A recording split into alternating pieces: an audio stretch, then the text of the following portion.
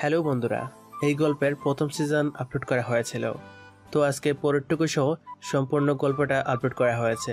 যারা প্রথম সিজন শুনেছেন তারা একটু টেনে শুনে নেবেন, টাইম মেনশন করা আছে। আর যারা নতুন তারা সম্পূর্ণ গল্পটা মনোযোগ দিয়ে শুনবেন। ছি ছি, এমন কুলাঙ্গার ছেলে থাকার চেয়ে না থাকাই ভালো। আমি ভাবতে পারছি না আমার পেটের সন্তান হয়ে কিভাবে সে জঘন্য কাজ করতে পারে। আপনি যদি অনুমতি দেন তাহলে আমরা আপনার ছেলেকে গ্রেফতার করতে পারি। তাছাড়া আমরা সম্পূর্ণ প্রমাণ নিয়ে গ্রেফতার করতে আসছি। আমার কোনো আপত্তি নেই। আপনারা এই অপরাধীকে যা শাস্তি প্রাপ্য নিয়ে দিতে পারেন। এই বলে রেহেনা তার ছেলেকে পুলিশ অফিসারের কাছে তুলে দিতেই তার ছেলে বলে ওঠে, মা প্লিজ, তুমি এই পুলিশ অফিসারের কাছে তুলে দিও না। আমি কথা দিচ্ছি এরপর থেকে আর কোনো দিনও এসব জঘন্য কাজ করব না। পুলিশ অফিসার, আপনি এবার নিয়ে যান প্লিজ। এর মধ্যে রেহেনার বড় মেয়ে তানজিলা বলে উঠল, অফিসার, আপনি এখনো এই অপরাধীকে নিয়ে যাননি কেন? আপু, তুইও আমাকে এইভাবে বলছিস? এই খবরদার, তুই আমাকে আপু বলে ডাকবি না। তোর মুখে আপু ডাক মানায় না। আর হ্যাঁ, আজ থেকে আমি মনে করব আমার কোনো ছোট ভাই নেই।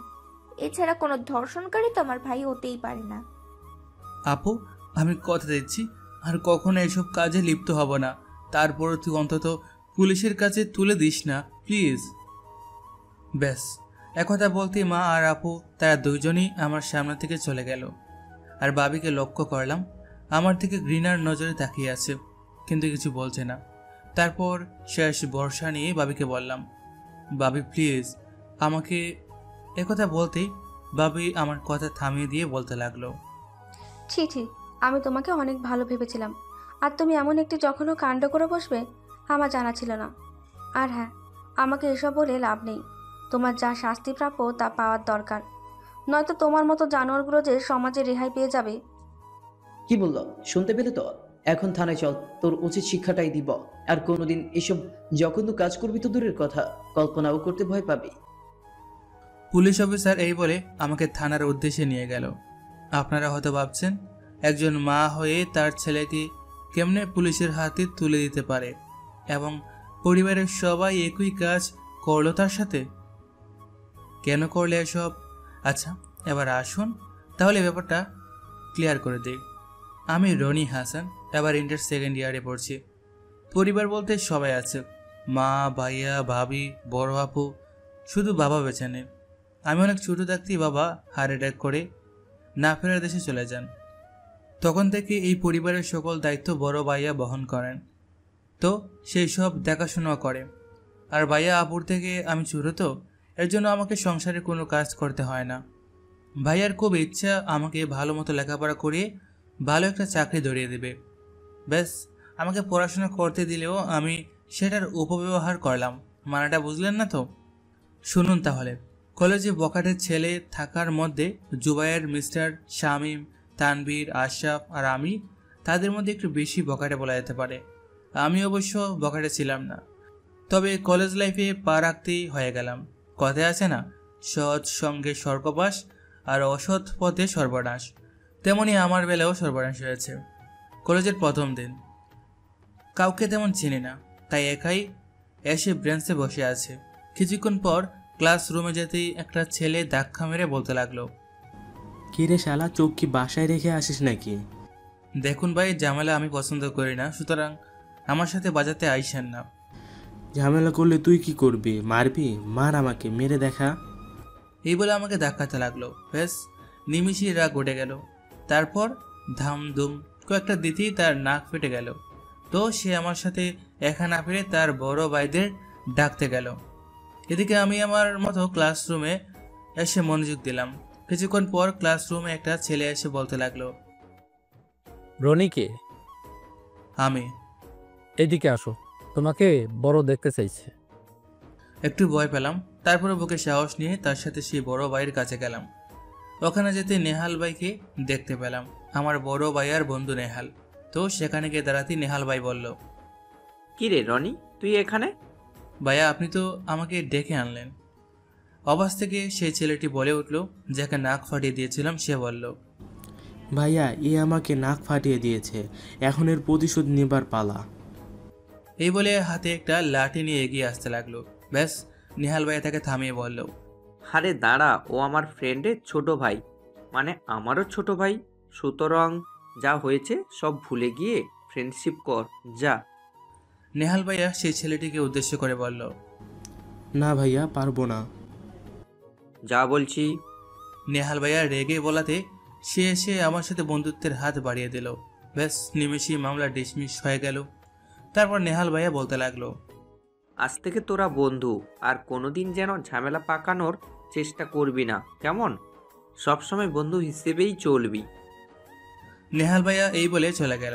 তারপর আমি আগ বাড়িয়ে বলতে লাগলাম, সরি বন্ধু, আমার ভুল হয়ে গেছে। আচ্ছা চলো, কোনো ব্যাপার না। তারপর লিজান এক এক করে জুবায়ের, আশরাফ, মিস্টার শামীম তাদের সাথে পরিচয় করিয়ে দিল। ব্যাস, পেয়ে গেলাম বখাটে বন্ধু। তাদের সাথে চলাফেরা করতে করতে আমিও তাদের মতো হয়ে গেলাম।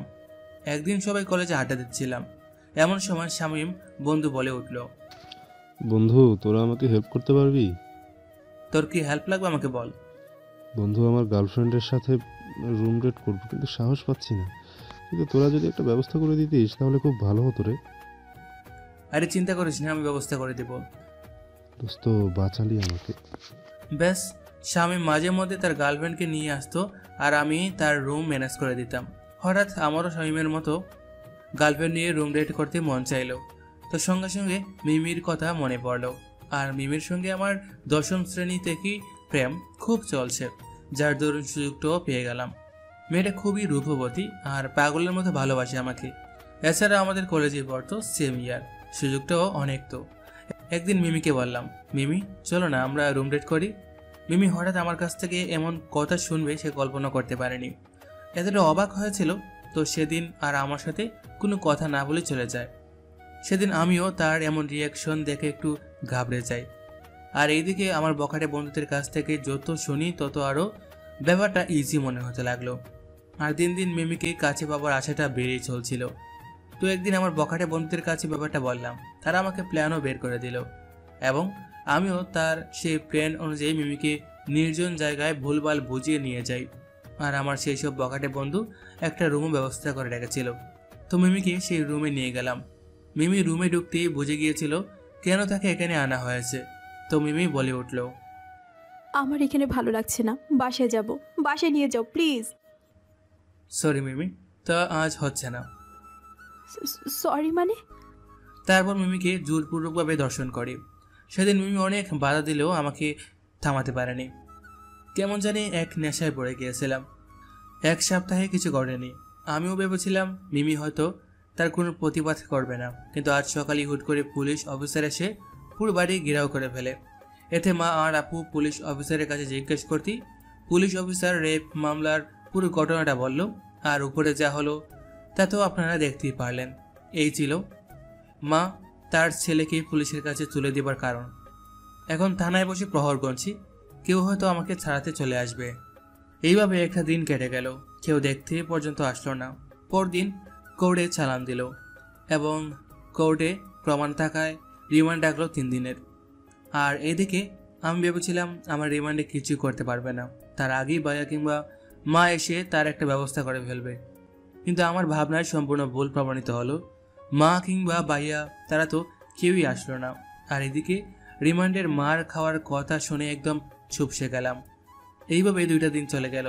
আর একটা অফিসার বলে গেল আজ নাকি আমাকে রিমান্ডের মার খেতে হবে। অফিসারের কথা শুনে অনেকটা ঘাবড়ে যায়। তার মানে মা আর ভাইয়া কোনো ব্যবস্থা করেনি। এখন যা বুঝতে পারলাম তারাও হয়তো আমার শাস্তি কামনাই করে, নয়তো কোনো না কোনোভাবে আমাকে থানা থেকে ছাড়িয়ে নিয়ে যেত। চোখের জলটা মুছে সামনে তাকাতেই যে অফিসার আমাকে ধরে এনেছিল সে অফিসার এসে বলতে লাগলো, কিরে দেখলি তো, খারাপ মানুষের পেছনে তার পরিবারও থাকে না, সেটা বুঝলি তো? আমি নিশ্চুপ। তোর অবস্থা দেখে অবশ্য খারাপ লাগছে, কিন্তু কি করব বল, তোকে যে শাস্তি পেতেই হবে। তাছাড়া তুই যে মেয়ের সাথে অন্যায় করেছিস সেই মেয়েটা আমারও মেয়ে হতে পারতো।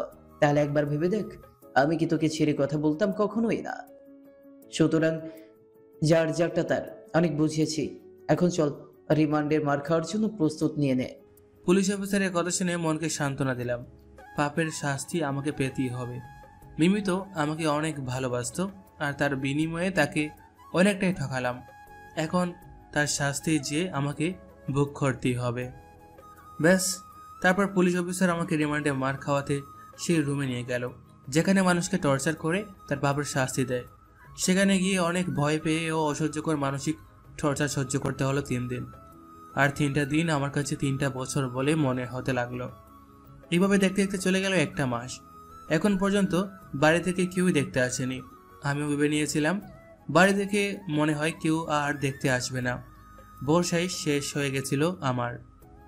একদিন ভাবনার বিচ্ছেদ ঘটিয়ে ভাইয়া আমাকে দেখতে চলে আসলো।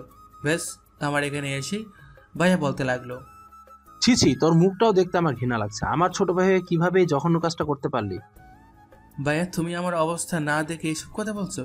এই দেখো, রিমান্ডের মার খেয়ে খেয়ে আমার অবস্থা একদম খারাপ হয়ে গেছে। অন্যায় যেহেতু করেছিস তখন তার শাস্তি তো পেতেই হবে। ভাইয়া আমাকে এখান থেকে নিয়ে চলো প্লিজ। তোকে নিয়ে আমার যা স্বপ্ন ছিল সব তো শেষ করে দিয়েছিস। এখন বাড়িতে নিয়ে যাবো বলছিস, প্রশ্নই আসে না। তোর শাস্তির এখনো কিছুই হয়নি। ভাইয়া এখানে এক একটা দিন যাচ্ছে আর আমার কাছে বছর বলে মনে হচ্ছে। এখন কিছুই করার নেই। তুই শুধু আমাকে ঠকাস নাই, ঠকিয়েছিস পুরো পরিবার আর নিজেকেও। এসব বলে আমাকে আরো কষ্ট দিতে চলে আসছো? তুই একবার ভাব, যে মেয়েটার সাথে এত বড় অন্যায় করেছিস তাদের অবস্থাটা এখন কেমন চলছে। আমি নিশ্চয়।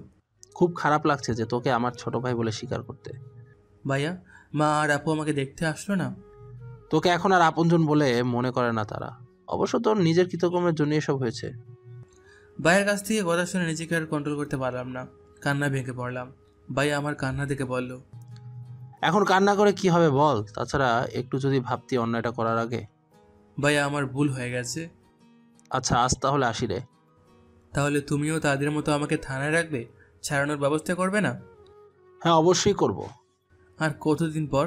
কথাবার্তা চলছে, 1 সপ্তাহে তোকে ছাড়িয়ে নিয়ে যাব। ভাইয়া এই বলে চলে গেল। আজ ভাইয়ের কথা শুনিয়েও অনেকটা পর বলে মনে হচ্ছে। এই ভাইয়ের কাছে যখন যা চাইতাম তাই দিত। আজ প্রায় 1 মাস ধরে থানায় পড়ে আছে। এতদিন পরে এসেও আমাকে বলছে কদিন পরে ছাড়িয়ে নিয়ে যাবে। পুলিশ অফিসার ঠিকই বলছিল, খারাপ মানুষের পিছনে কখনো তার পরিবার থাকে না। আজ তার প্রমাণ হাড়ে হাড়ে টের পাচ্ছি। এইভাবে প্রায় থানায় 3 মাস কেটে গেল। ভাইয়া মাঝে মধ্যে আসে আর বলে সামনের সপ্তাহে তোকে ছাড়িয়ে নিয়ে যাব, শিওর। কিন্তু কথা পর্যন্ত সীমাবদ্ধ থাকে, তা আর হয়ে ওঠে না। কিন্তু আজ সকালে ভাইয়া এসে আমাকে বলে গেছে যে আজই থানা থেকে ছাড়া পাবো। কিন্তু ভাইয়ার কথাতে আর বিশ্বাস হইল না। তার সেই কথা 3 মাস ধরে শুনে আসছি। হঠাৎ ভাইয়া এসে বলতে লাগলো, ছোট রেডি হয়ে নে, তোর জামিন হয়ে গেছে। ভাইয়ার কথা শুনে বিশ্বাস হলো না। দেখে বললাম, ভাইয়া কত আর আমাকে মিথ্যা আশ্বাস দেবে? আরে মিথ্যা না, এবার সত্যি সত্যি তোর জামিন করে ফেলছি। ভাইয়া এই কথা বলতেই সেই পুলিশ অফিসার চলে আসলো আর এসে ভাইয়ের উদ্দেশ্যে বলতে লাগলো, মিস্টার রফিক, মানতেই হবে আপনাদের পরিবারের কথা। আজ দীর্ঘ 3 মাস যাবার পর জামিন করিয়ে নিলেন। আপনারা চাইলে অনেকদিন আগেই জামিন করিয়ে নিতে পারতেন, কিন্তু তা না করে প্রমাণ করে দিলেন যে অন্যায় করলে তার শাস্তি এইভাবেই পেতে হয়।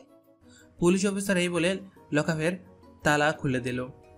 পুলিশ অফিসারের কথা শুনে অনেকটাই অবাক হলাম। তার মানে বাড়িতে গিয়ে আমাকে ছাড়ানোর চেষ্টা করতো না? এইভাবে মনটা নিমেষেই খারাপ হয়ে গেল। তারপর ভাইয়ার দিকে তাকাতেই ভাইয়া মাথা নিচু করে বলল, সরি, আসলে বাড়ি থেকেই মানা করে দিয়েছিল, নয়তো আগেই জামিন করিয়ে নিতাম। সমস্যা নেই, সব আমার পাপের ফল, তো আমাকে বুক করতেই হতো। এখন বাড়িতে নিয়ে যাবা নাকি অন্য কোথাও চলে যাব? আচ্ছা ঠিক আছে, বাড়িতেই চল। তারপর ভাইয়ের কথা মতো বাড়িতে যাওয়ার জন্য বের হলাম। মনের মধ্যে অজানা এক খুশির বন্যা বইছে। কতদিন পর বাড়িতে যাব, এই ভেবে মনে এক প্রশান্তির খেলা খেলছে। এখন বাড়িতে গেলে হয়তো মা আপু সব রাগ বলে আমাকে ক্ষমা করে দেবে। আপুর সাথে কতদিন হয় কোনো ঝগড়া করে না। আগে তো কোনো না কোনো বিষয় নিয়ে রুজি ঝগড়া হতো, খুব ভালো দিন চলছিল তখন। এখন হয়তো আমার সাথে আগের মতো আগ বাড়িয়ে কোনো ঝগড়া করবে না। ব্যাস এইসব ভাবতেই ভাইয়া বলে উঠল, চল বাসায় এসে পড়েছি আমরা। হ্যাঁ চলো। বাসায় প্রবেশ করতেই কেমন যেন অচেনা বলে মনে হতে লাগলো। কিছুক্ষণ পুরো বাড়ি ঘুরে দেখতেই ভাইয়া বলল, কিরে কি দেখিস? দেখছি বাসাটা কেমন পাল্টে গেছে। বাসায় নতুন রং লাগিয়েছি তো এর জন্য এমন লাগছে। ও আচ্ছা, মা আপু ভাবি তারা কই?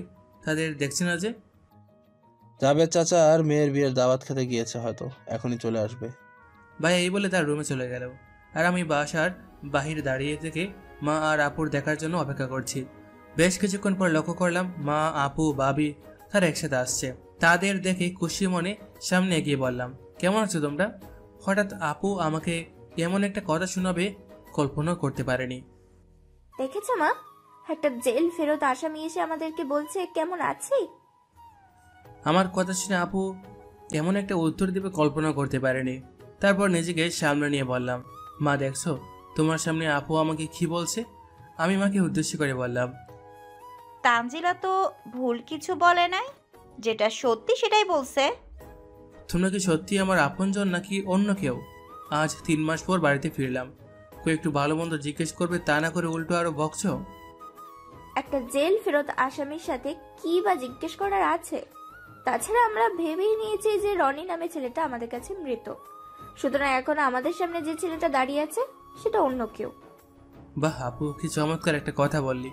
ভেবেছিলাম জেল থেকে বের হলে আমাকে তোরা ক্ষমা করে দিবি, কিন্তু তা না করে উল্টো আমাকে মৃত বানিয়ে ফেললি।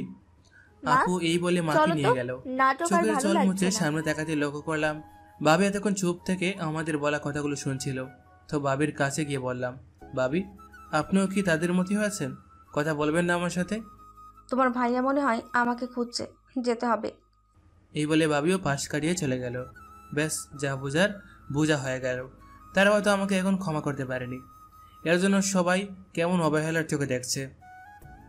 তারপর সব কিছু বলে আমার রুমে চলে গেলাম। রুমে প্রবেশ করতেই অবাক হয়ে গেলাম, পুরো রুমে ধুলাবালি দিয়ে ভরে গেছে। মনে হয় কেউ রুম পরিষ্কার পর্যন্ত করে নাই। যেখানে আমাকে অবহেলা করছে সেখানেই আমার রুম। প্রশ্নই আসে না, কি আর করার। রুমটা একাই পরিষ্কার করে ফেললাম। তারপর ফ্রেশ হয়ে বিছানা গা এলিয়ে দিতেই কেমন জানি ক্ষুধা অনুভব করতে লাগলাম। সকাল থেকে আসলেই কিছু খাওয়া হয়নি। গড়িতে লক্ষ্য করলাম 2টা বাজতে 15 মিনিট বাকি। কিন্তু একটা বিষয় মাথায় ঢুকছে না। বাসায় প্রায় 4 ঘন্টা ধরে আসছি, কিন্তু এরই মধ্যে খাবার খাওয়ার জন্য কেউ খোঁজ নিল না। আগে তো না খেলে বলে বলে কানটা জ্বালাফেলা করে দিত, কিন্তু আজ ব্যতিক্রম হচ্ছে কেন? ব্যাস, তারপর ড্রয়িং রুমে আসতেই লক্ষ্য করলাম সবাই খেতে বসেছে। অনেকটাই অবাক হলাম। তারপর বনিতা না করে সরাসরি খাবারের টেবিলে গিয়ে চেয়ার টেনে বসি। আপু খাবারের পানি ঢেলে দিয়ে উঠতে যাবে, এমন সময় বললাম, আপু খাবারে হঠাৎ পানি ঢেলে দিলে যে? এক টেবিলে নর্দমার কিটের সাথে কিভাবে খাবো এইভাবে নিজে না খেয়ে তার খাবারের সুযোগ করে দিচ্ছি। আপু নর্দমার কিটটা কি আমাকেই বললি? তো কাকে বলবো? তোর নিজের কৃতকর্মের জন্য নর্দমার কিট ডাকাটাই উচিত। হঠাৎ ভাইয়া বলে উঠল, তানজিলা এসব কি শুরু করলি? ছোট খেতে বসেছে, খেতে দে না। ভাইয়া তুমি জানো না এই নর্দমার কিটের জন্য ক্যাম্পাসে আমার সকল বান্ধবীর কাছে কতটা অপমানিত হতে হয় জানো? এর জন্য এখন ক্যাম্পাসে যাওয়া বাদই দিয়েছি, শুধুমাত্র এই জানোয়ারটার জন্য। আপুর কথাগুলো শুনে সেখানে আর বসলাম না, চলে আসলাম আমার রুমে না খেয়ে। আজ খুব খারাপ লাগছে এই ভেবে মা আপু আমাকে এখনো ক্ষমা করতে পারেনি। রুমে এসে যে কতক্ষণ কান্না করলাম সেটা হয়তো বলতে পারবো না, কারণ ছোট থেকে বড় হয়েছি।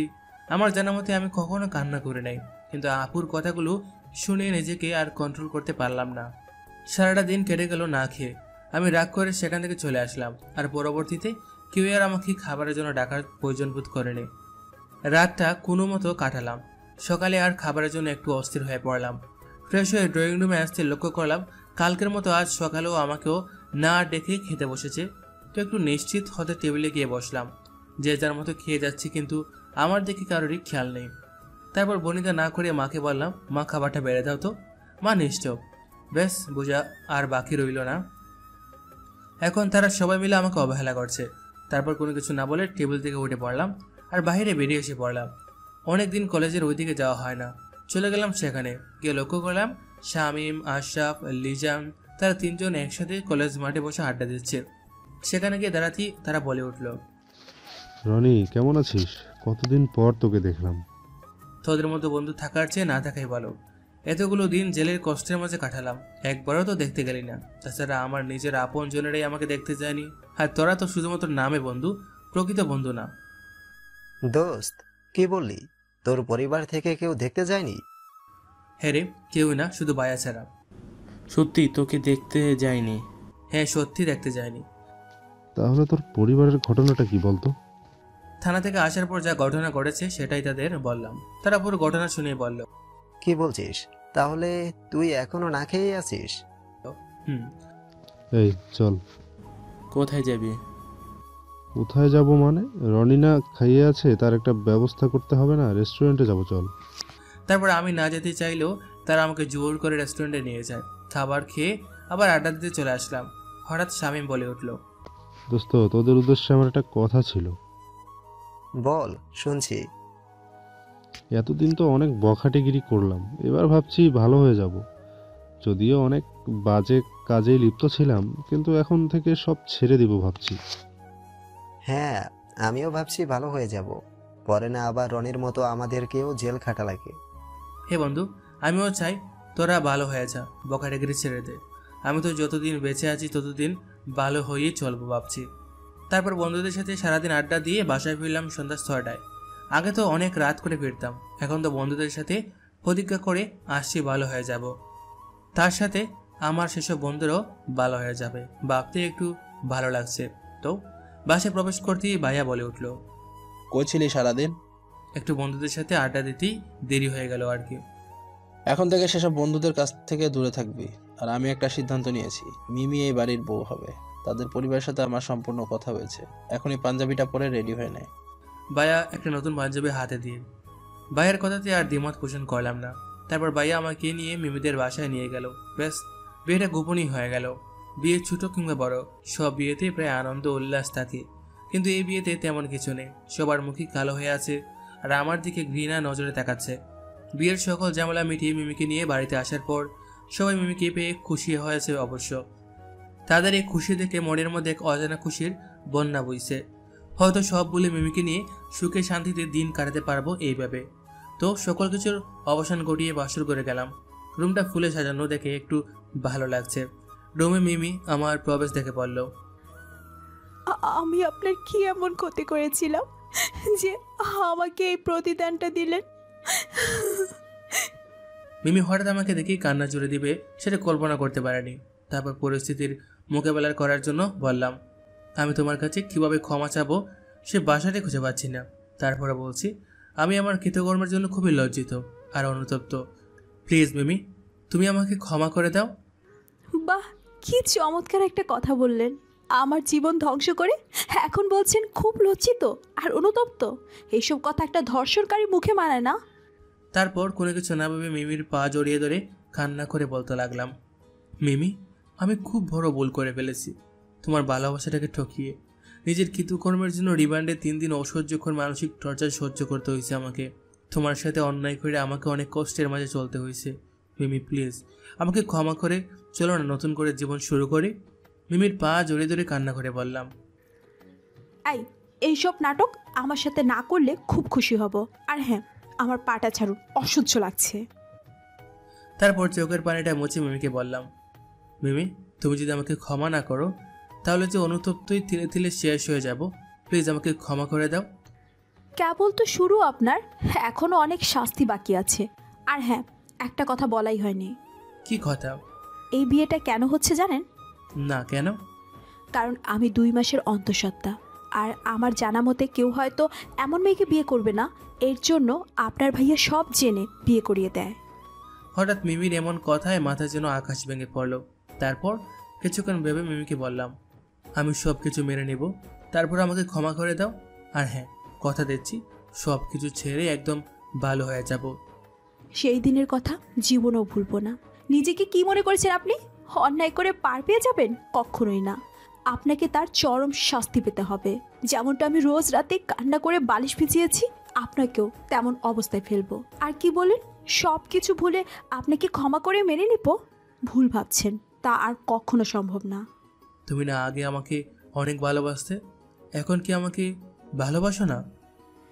আগে ভালোবাসতাম, তখন তো আর জানতাম না যে এই ভালো চেহারার পেছনে একটা শয়তানের মুখোশ লেগে আছে। জানি না এই অন্যায় করার জন্য কতদিন আমাকে অনুতপ্তের আগুনে পড়তে হবে, কিন্তু আমাকে একটা সুযোগ দাও নিজেকে ভালো করে তোমার সামনে উপস্থিত করার জন্য। সুযোগ দিলে কি আমার সেই সব আগের দিনগুলোর মতো করে দিতে পারবেন? নিশ্চয়। কি হলো, চুপ হয়ে গেলেন কেন? আমি জানি আপনাকে শতবার বললেও আমার সেসব আগের হাসি খুশির দিনগুলো ফিরিয়ে দিতে পারবেন না, সুতরাং নতুন করে কোনো সুযোগ দিয়ে লাভ নেই। ভালো প্রেমিক হতে পারেনি ঠিকই, কিন্তু ভালো স্বামী হয়ে দেখাবো, কথা দিচ্ছি। সরি, আপনাকে স্বামী বলে মেনে নিচ্ছি না। আর হ্যাঁ, আপনার যদি সেই দিনের মতো মনের মধ্যে চাহিদা পোষণ হয় তাহলে আমাকে বলবেন, কিন্তু প্লিজ সেই দিনের মতো পশুর মতো আচরণ করবেন না। হঠাৎ মিমির এমন কথার জন্য বাকরুদ্ধ হয়ে মিমির দিকে এক দৃষ্টিতে তাকিয়ে রইলাম। আমার এমন অবস্থা দেখে মিমি বলল, ভুল তো কিছু বলিনি। আপনাদের মতো জানোয়ার এছাড়া বা কি করতে পারে? একটা অসহায় মেয়েকে ধর্ষণ করা ছাড়া। মিমি এসব বলে আমার অনুতপ্তের আগুনটা আরো জ্বালিয়ে দিও না প্লিজ। শুনতে বুঝি খুব খারাপ লাগছে? অন্যায়টা করার আগে মনে ছিল না? ব্যাস, আর সহ্য করতে পারলাম না, বাইরে চলে আসলাম। কারণ সেখানে থাকলে মিমির বলা প্রত্যেকটা কথা আমার বুকে এসে আঘাত করছে। তারপর ভাবতে লাগলাম, হ্যাঁ আসলেই আমি একটা ধর্ষণকারী। মিমির মতো ভালো একটা মেয়ের লাইফটা এইভাবে শেষ করে দিতে পারলাম। এই কথা ভাবতে নিজেকে শেষ করে দিতে মন যাচ্ছে। দেওয়ালের সাথে কয়েকটা আঘাত করতেই হাতে রক্ত ঝরতে শুরু করলো। সেদিকে আমার কোনো ভ্রুক্ষেপ নেই। আমি আমার নিজের হাতকে শাস্তি দিয়ে কিছুক্ষণ পর রুমে এই অবস্থায় যেতেই মিমি আমাকে দেখিয়ে বলল, অযথা এসব নাটক না করলেও পারতেন। হাতে রক্ত ঝরালেই যে আপনাকে আপন করে নেব, সেটা আপনার ভুল ধারণা। নিজের কৃতকর্মের শাস্তি দিচ্ছি, জানি তুমি আমাকে কখনো ক্ষমা করবে না। তারপর আমি বলবো, আমি তোমার আশায় চেয়ে রইব। যেদিন তুমি এসে বলবে সকল কিছুর জন্য আমাকে ক্ষমা করে আমাকে স্বামী বলে মেনে নিয়েছ, সেদিনটা পর্যন্ত অপেক্ষা থাকবো। সেই দিন আর কখনোই আসবে না। আমার দেহে যতদিন আত্মা থাকবে ততদিন আপনাকে ঘৃণা করে যাব। যেদিন তোমার কাছে হেরে যাব সেদিন অজানা এক দেশে চলে যাব, যেখান থেকে আর কেউ ফিরে আসে না। ঘুমাবো এখন, আপনি প্লিজ চুপ করেন তো, ভালো লাগছে না। এ বলে মিমি ঘুমিয়ে পড়লো। আজ মিমির দিকে তাকাতে পারছে না, শুধু তার সাথে অন্যায় করার কথাটা বারবার মনে পড়ছে। জানে না মিমি আমাকে আদৌ ক্ষমা করবে কিনা, কিন্তু আমার দীর্ঘ বিশ্বাস সে আমাকে ক্ষমা করে স্বামী বলে মেনে নেবে। তারপর সোফায় ঘুমাতে চলে গেলাম। কিছুক্ষণ পর এমনিতেই চোখটা লেগে আসলো। বেশ, ঘুমের রাজ্যে হারিয়ে গেলাম। সকালে কারো চেঁচামেচিতে ঘুম ভেঙে গেল। ঘুম থেকে উঠে লক্ষ্য করলাম মিমি জোরে জোরে কান্না করছে। তার এই অবস্থা দেখে মিমিকে বললাম, কি হলো, কান্না করছো কেন? চুপ, এখন ভালো মানুষগিরি দেখাতে আসছিস, সাথে আমাকে মারার হুমকি দিয়েছিস, সে কথা কি ভুলে গেলি? এই বলে মিমি আরো জোরে জোরে কান্না করতে লাগলো। ব্যাস, মিমির কান্না শুনে বাড়ির সবাই রুমে আসলো। আর প্রথমে ভাইয়া মিমিকে জিজ্ঞেস করলো, মিমি, রনি কি তোমাকে কিছু বলছে? ভাইয়া শুধু বলে নাই, সাথে আমাকে শেষ করার কথাও বলেছে। যদি আমি এবারই না ছাড়ি তাহলে আমাকে নাকি মেরে ফেলবে, এই ভয় ও রাতে আমাকে দেখিয়েছে। এই বলে মিমি কান্নায় ভেঙে পড়লো। হঠাৎ মিমির এমন কথায় ভাইয়া প্রচণ্ড রেগে বলল, কিরে, মিমি যা বললো সত্যি তো? এই বলে প্রচণ্ড রেগে ভাইয়া আমার দিকে আসতে লাগলো। ভাইয়া, মিমি এসব মিথ্যে কথা বলছে। মিমি, তুমি শুধু শুধু একথা বলতেই ভাইয়া সুজুরে দুইটা থাপ্পড় গালে বসিয়ে দিল। আমি তো অবাক হয়ে মিমির দিকে তাকিয়ে আছি আর ভাবছি, মিমি তাহলে আমাকে এই সকালে মিথ্যা কথা বলি ভাইয়ের কাছে মার খাওয়ালো? মাথা নিচু করে এসব ভাবতি ভাইয়া বলে উঠল, আজ থেকে আমার ভাই না, সবসময় তোর ভালো চেয়েছি, কিন্তু তুই যে এতটা বাজে হবি তা আমার জানা ছিল না। এর মধ্যে আপু বলে উঠল, দেখলে তো ভাইয়া, আজ মিমিকে মারার হুকুম দিয়েছে। কাল যদি সত্যি সত্যি মিমিকে মেরে ফেলে তার কোনো বিশ্বাস নেই। তাছাড়া এই জানোয়ারটা দ্বারা সবকিছু সম্ভব। ভাইয়া আর আপু কথাতে নিজেকে আর কন্ট্রোল করতে পারলাম না, কান্নায় ভেঙে পড়লাম। মিমির মিথ্যা কথাতে আমাকে এতটা অবিশ্বাস করবে তা আমার জানা ছিল না। তারপর মিমি বলে উঠল, তানজিল আপু, আমাকে প্লিজ এই জানোয়ারটার হাত থেকে বাঁচান। এই রুমে একসাথে থাকলে নিশ্চয়ই কোনো অঘটন ঘটে ফেলতে পারে। হ্যাঁ, তুমি ঠিকই বলছো, আজ থেকে তুমি আমার সাথেই থাকবে। এর মধ্যে মা আর বাবু আসলো। মা ভাইয়াকে জিজ্ঞেসের দৃষ্টিতে তাকাতেই ভাইয়া সম্পূর্ণ ঘটনা বলল। মা শুনেই আমাকে বলতে লাগলো, আর কত এই পরিবারের অশান্তি সৃষ্টি করবি বলতো? আমি নিশ্চয়। কি হলো, জবাব দে। না, আর পারছি না। হে আল্লাহ, এক হয়তো আমাকে এই সংসার থেকে উঠায় নাও, নয়তো এই আপদটাকে উঠায় নাও। আল্লাহ কেন তোমাকে উঠাতে যাবে? একটু আগে বললে না আপদটাকে উঠায় নিতে, তাই হবে মা।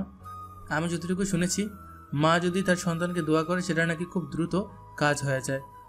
আজ তুমি যে আমার মা হয়ে যে দোয়াটা করলে, আশা করছি একদিন ঠিকই পূরণ হবে। এই বলে বাইরে চলে আসলাম। বাইরে নির্জন জায়গায় বসে ভাবতে লাগলাম, মিমি এই সাত সকালে ভাইকে মিথ্যা কথা বলে আমাকে মার খাওয়ালো। হয়তো তার সাথে করা অন্যায়ের জন্য প্রতিশোধ নিচ্ছে। যদি মিমি আমার সাথে এইভাবে প্রতিশোধ নিয়ে ভালো থাকতে পারে, সেটাতে আর বাধা দিব না। হাজার হোক, প্রথম তো দোষ আমারই ছিল। মিমি তো আমাকে কম ভালোবাসেনি। আমি নই আমার করা ভুলের মাসুল দিয়ে যাব। যেদিন সত্যি মিমি কিংবা আমার পরিবারের কাছে হেরে যাব, সেদিনই না হয় না ফেরার দেশে চলে যাব। এসব ভেবে দুপুরে বাড়িতে গেলাম। রুমে প্রবেশ করতে মিমি বলে উঠল, বলছিলাম না আপনার শাস্তি এখন অনেক বাকি। এ কাজটা না করলেও পারতে। এমনিতেই ভাইয়া আপু আমাকে দেখতে পারে না, আর আজ যা ঘটালে। কেবল তো শুরু। কি ভেবেছেন আমি আপনাকে এমনি ছেড়ে দেব? অসম্ভব, কখনোই না। আমি যতটুকু কেঁদেছি তার থেকে দ্বিগুণ আপনাকে কাঁদাবো। কেবল আপনার পরিবার থেকে আলাদা করলাম মাত্র। পরে না বুঝতে পারবেন কি ঘটে। একটাবার ভালো হওয়ার সুযোগটা দিয়ে দেখো। অসম্ভব, কখনোই না। তাহলে কি করতে চাও? আমার সাথে করা অন্যায়ের সঠিক বিচার করতে চাই। বিচারটা কি? আমাকে শেষ করলে কি সমাধান হবে? এত সহজে মরলে তো হবে না। তার আগে আপনার ভুলের মাসুল দিতে হবে, তারপর না হয় মরলে মরবেন। আমি মরলেও তোমার কিছু যায় আসে না। এতটাই ঘৃণা করো আমাকে? তার থেকেও বেশি। আল্লাহর কাছে প্রার্থনা করো যেন খুব শীঘ্রই আমার করা পাপের ফলটা দিয়ে দেয়। এই বলে ফ্রেশ হতে চলে গেলাম। ফ্রেশ হয়ে বের হতেই দেখি ভাইয়া আমার রুমে আসছে। যে আমি কথা বলতে যাব, আমার কথা থামিয়ে ভাইয়া আগে বলতে লাগলো, মিমি, জি ভাইয়া। আজ থেকে তুমি তানজিলার সাথেই থাকবে। বলা তো যায় না কখন কি ঘটে যায়। তাছাড়া আমি তো বাড়িতে থাকি না, বুঝতেই তো পারছো কি বলতে চাচ্ছি। ভাইয়ার কথায় অনেকটাই অবাক হয়ে গেলাম। ভাইয়া বলছে কখন কি অঘটন ঘটে যেতে পারে। না, আমাকে জিজ্ঞেস করতেই হবে। ভাইয়া, তুমি কি অঘটন ঘটে যেতে পারে বললে? সব অঘটনের মূল তো তুই, আর এখন কিছুই বুঝিস না তাই না? আমি কেন অঘটন ঘটাতে যাব? অত কথা আমি বলতে পারবো না, অফিসে যেতে হবে। এই বলে ভাই অফিসে চলে গেল। ব্যাস, মিমির প্রতি রাগ উঠে গেল। তখন তাকে রাগের দৃষ্টিতে জিজ্ঞেস করলাম, তুমি আমার পরিবারকে কি বুঝিয়েছ? যেটা বললে কাজ হয়ে যাবে সেটাই বলছি। পরিবারে অশান্তি সৃষ্টি করে কি মজা পাচ্ছ? আপনার জন্য যেমনটা আমার পরিবার অশান্তিতে ভুগেছে, তেমনি আমি এই পরিবারে অশান্তিতে পরিণত করে আপনাকে বোঝাবো একটা হ্যাপি ফ্যামিলিতে অশান্তির কালো ছায়া পড়লে কেমন লাগে। নিশ্চয়। ভেবেছিলাম নিজেকে শেষ করে ফেলবো, কিন্তু যখন জানলাম আমার সাথে আরেকটা জীবন গড়ে উঠেছে, তখন আমার নেওয়া সিদ্ধান্ত পাল্টে ফেললাম। সাধারণ একটা পশুর জন্য তো দুইটা জীবন নষ্ট করতে পারি না। যা হবার তা তো হয়ে গিয়েছে। সেটা নিয়ে পড়ে থাকলে সমস্যার সমাধান মিলবে না, বরং আরও ঝামেলা সৃষ্টি হবে। আমিও তো চাই সে অশান্তি সৃষ্টি করতে। এভাবেই কিছুদিন কেটে গেল। প্রতিটা দিন কোনো না কোনো বিষয় নিয়ে মিমি আমার সাথে ঝগড়া বাঁধত। যদিও মিমিকে কিছু বলতাম না, সেই আগ বাড়িয়ে আমার সাথে ঝগড়া সৃষ্টি করত। আমাদের রোজ রোজ এই ঝগড়াতে আমার পরিবার একদম অতিষ্ঠ হয়েছিল, আর সম্পূর্ণ দোষ আসে আমার উপর। আমি নাকি এসবের মূল। তো একদিন রাতে ফেসবুকিং করছিলাম, হঠাৎ মিমি রুমে আসলো আর বলতে লাগলো, আজ থেকে আমি আর কখনো ঝগড়া বাঁধাবো না। হঠাৎ মিমির এমন কথায় এতটা খুশি হয়েছিলাম যে বলে বোঝাতে পারবো না। কারণ আমি মিমিকে ভালোবেসেছিলাম, আর তাকে নিয়ে আমার হাজারো স্বপ্ন বুনতে চেয়েছিলাম, কিন্তু সেটা আর হবার নয়। তো চলুন এবার গল্পে আসি। হঠাৎ সিদ্ধান্ত চেঞ্জ করেছে। ভাবলাম আর কতদিন তোমাকে কষ্ট দিব। তাছাড়া তুমি তো এখন আমার স্বামী, তোমাকে কষ্ট দিলেও তো আমিও ভালো থাকতে পারবো না। তাহলে আমাকে ক্ষমা করে দিয়েছ? হ্যাঁ। মিমি মাথা নিচু করে বলতেই খুব শক্ত করে মিমিকে জড়িয়ে ধরলাম আর বলতে লাগলাম, এখন থেকে আমাদের পরিবারে আর কোনো অশান্তি ঢুকবে না। আমরা এই পরিবারকে আরও শান্তিতে ভরপুর করে দেব। হ্যাঁ, শান্তিতে ভরপুর করে দেব। মিমিও আমাকে জড়িয়ে বলল। রাতে যখন ঘুমাতে যাব তখন মিমিকে বললাম, মিমি অনেক রাত হয়েছে, ঘুমাতে যাও। না, আমার স্বামী রেখে অন্য রুমে ঘুমাতে যাব না। তাহলে? তোমার এখানেই থাকবো। ওকে, নো প্রবলেম। কিছুক্ষণ পর মিমি আমার বুকে মাথা রেখে, তুমি কি সত্যি আমাকে ক্ষমা করে দিয়েছ? কেন বিশ্বাস হচ্ছে না? এই বলে মিমি আমার কপালে কিস করলো। তোমার সাথে অন্যায়টা করে আমি অনেক অনুতপ্তে ভুগছি। শুধু ভেবেছি কখন মিমি আমাকে ক্ষমা করে আপন করে নিবে। এই আশায় প্রহর গুনেছি। আজ তার অবসান করেছে। আমিও তোমাদের খুব মিস করেছি। আমাদের মাঝে যে নতুন অতিথি আসছে তাকে নিয়ে আমরা নতুন করে সংসার করব। মিমি নিশ্চুপ। মিমি ঘুমিয়ে গেলে নাকি? না, ঘুমাইনি। বলো। কি বললাম শুনছো তো? সেটা আর হবে না। কি হবে না? মিমি কি যেন আস্তে করে বলল, সেটা জানার জন্য জিজ্ঞেস করলাম। না, তেমন কিছু না, ঘুমিয়ে পড়ো। এই বলে মিমি ঘুমিয়ে পড়ল। তো কোনো কিছু না ভেবে আমিও ঘুমিয়ে পড়লাম। সকালে কারো কান্নার আওয়াজে ঘুম ভেঙে গেল। তো ঘুম থেকে উঠে লক্ষ্য করলাম মিমির শরীরে বিভিন্ন জায়গায় কাটা, মনে হতো বেল্টে দিয়ে তার শরীরের কাটা, আর অনেকটা রক্তও পড়ছে। তার এমন অবস্থা দেখে ঘাবড়ে গিয়ে বললাম, মিমি তোমার এই অবস্থা কি করে হলো? কেন? আমি নিজেই এই অবস্থা করেছি। কিন্তু কেন পাগলের মতো নিজের শরীর কাটতে গেলে? ছোট একটা নাটক করার জন্য। নাটক মানে? এবার দেখ তোকে কেমন সাজতা করি। এই বলে মিমি সেদিনের মতো কান্না করতে লাগলো। ব্যাস, তার কান্নাতে সবাই রুমে এসে ভিড় করলো। আর তার এই কাটা চিরা থেকে রক্ত পড়ছে, সেটা থেকে ঘাবড়ে গিয়ে প্রথমে আপু বলতে লাগলো, ভাইয়া বলেছিলাম না এই জানোয়ারটার দ্বারা সব সম্ভব। কিভাবে মেয়েটার শরীরটা কেটেছে দেখেছো তো? আর সত্যিই ভাবতে ঘৃণা হচ্ছে, হে আমার ছোট ভাই। আপু বিশ্বাস করো, মিমিকে আমি কিছুই করিনি। মিমি নিজের শরীর কেটে আমাকে ভাসাচ্ছে। চুপ, তোকে আর বলতে হবে না, আমরা যা বোঝার বুঝে গেছি। ভাইয়া তুমি এখনো দাঁড়িয়ে আছো কেন? এই জানোয়ারটাকে সাহায্য করো, নয়তো সে আরো বড় কিছু করতে পারে। হ্যাঁ তুই ঠিকই বলছিস, আজ যদি তার সঠিক বিচার না করি তাহলে সত্যি কোনো অঘটন ঘটাতে পারে। এই বলে ভাইয়া বেল্ট খুলে উল্টাপাল্টা মারতে লাগলো। আর আমি পাথরের মতো দাঁড়িয়ে থেকে মারগুলো সহ্য করছি। এক পর্যায়ে ভাইয়া মারা বাদ দিয়ে বলতে লাগলো, আজ থেকে এ বাড়ির খাওয়া দাওয়া সবকিছুর জন্য বন্ধ। তাছাড়া আমি কোনো অমানুষকে আমার টাকা পয়সা দিয়ে ভার বহন করতে পারবো না। সে নিজে কিভাবে চলবে সেটা তার ব্যাপার। তার ভালোই চেয়েছিলাম, কিন্তু সে ভালো আবার নয়। ভাইয়া এই বলে রাগে গোছ গোছ করতে চলে গেল। ভাইয়ার মারগুলো যতটা না লেগেছে তার থেকে তার বলার প্রত্যেকটা কথা আমার বুকে বাজছে, আর চোখ দিয়ে ওজুরে জল পড়ছে, কিন্তু শব্দ হচ্ছে না। শুরু থেকে বড় হয়েছি, কোনোদিন ভাইয়া একটা থাপ্পড়ও মারেনি, আর মিমির মিথ্যা অভিনয়ে হার মেনে গেল। তারপর লক্ষ্য করলাম ভাবি মিমিকে নিয়ে যাচ্ছে, আর মিমি আমার দিকে কেমন বিশ্ব জয় করার মতো একটা মুচকি হাসি দিয়ে ভাবির সাথে চলে গেল। আপু সবার শেষে আমাকে কি জানি বলতে চেয়েও বলতে পারল না। যেই দরজা পা রাখতে যাবে এমন সময় হুট করে আপু পা জড়িয়ে ধরে কান্না করে বলতে লাগলাম, আপুরে বিশ্বাস কর, আমি মিমিকে কিছুই করিনি। তাছাড়া ভালো হওয়ার জন্য প্রতিজ্ঞা করেছি। পা ছাড়, তোকে আমার ছোট ভাই বলে স্বীকার করতেও ঘৃণা হচ্ছে। একটা মেয়েকে তুই আর কতই কষ্ট দিতে পারিস বলতো? আমি মানছি আগে যেটা করছি সেটা অনেক বড় ভুল হয়ে গেছে, কিন্তু বিশ্বাস কর, মিমির শরীরে যে বেল্টের আঘাত হয়েছে সেগুলো নিজেই খেটে আমাকে ফাঁসাচ্ছে। তুই আমার পা ছাড় তো, অনেক মিথ্যা কথা বলেছিস।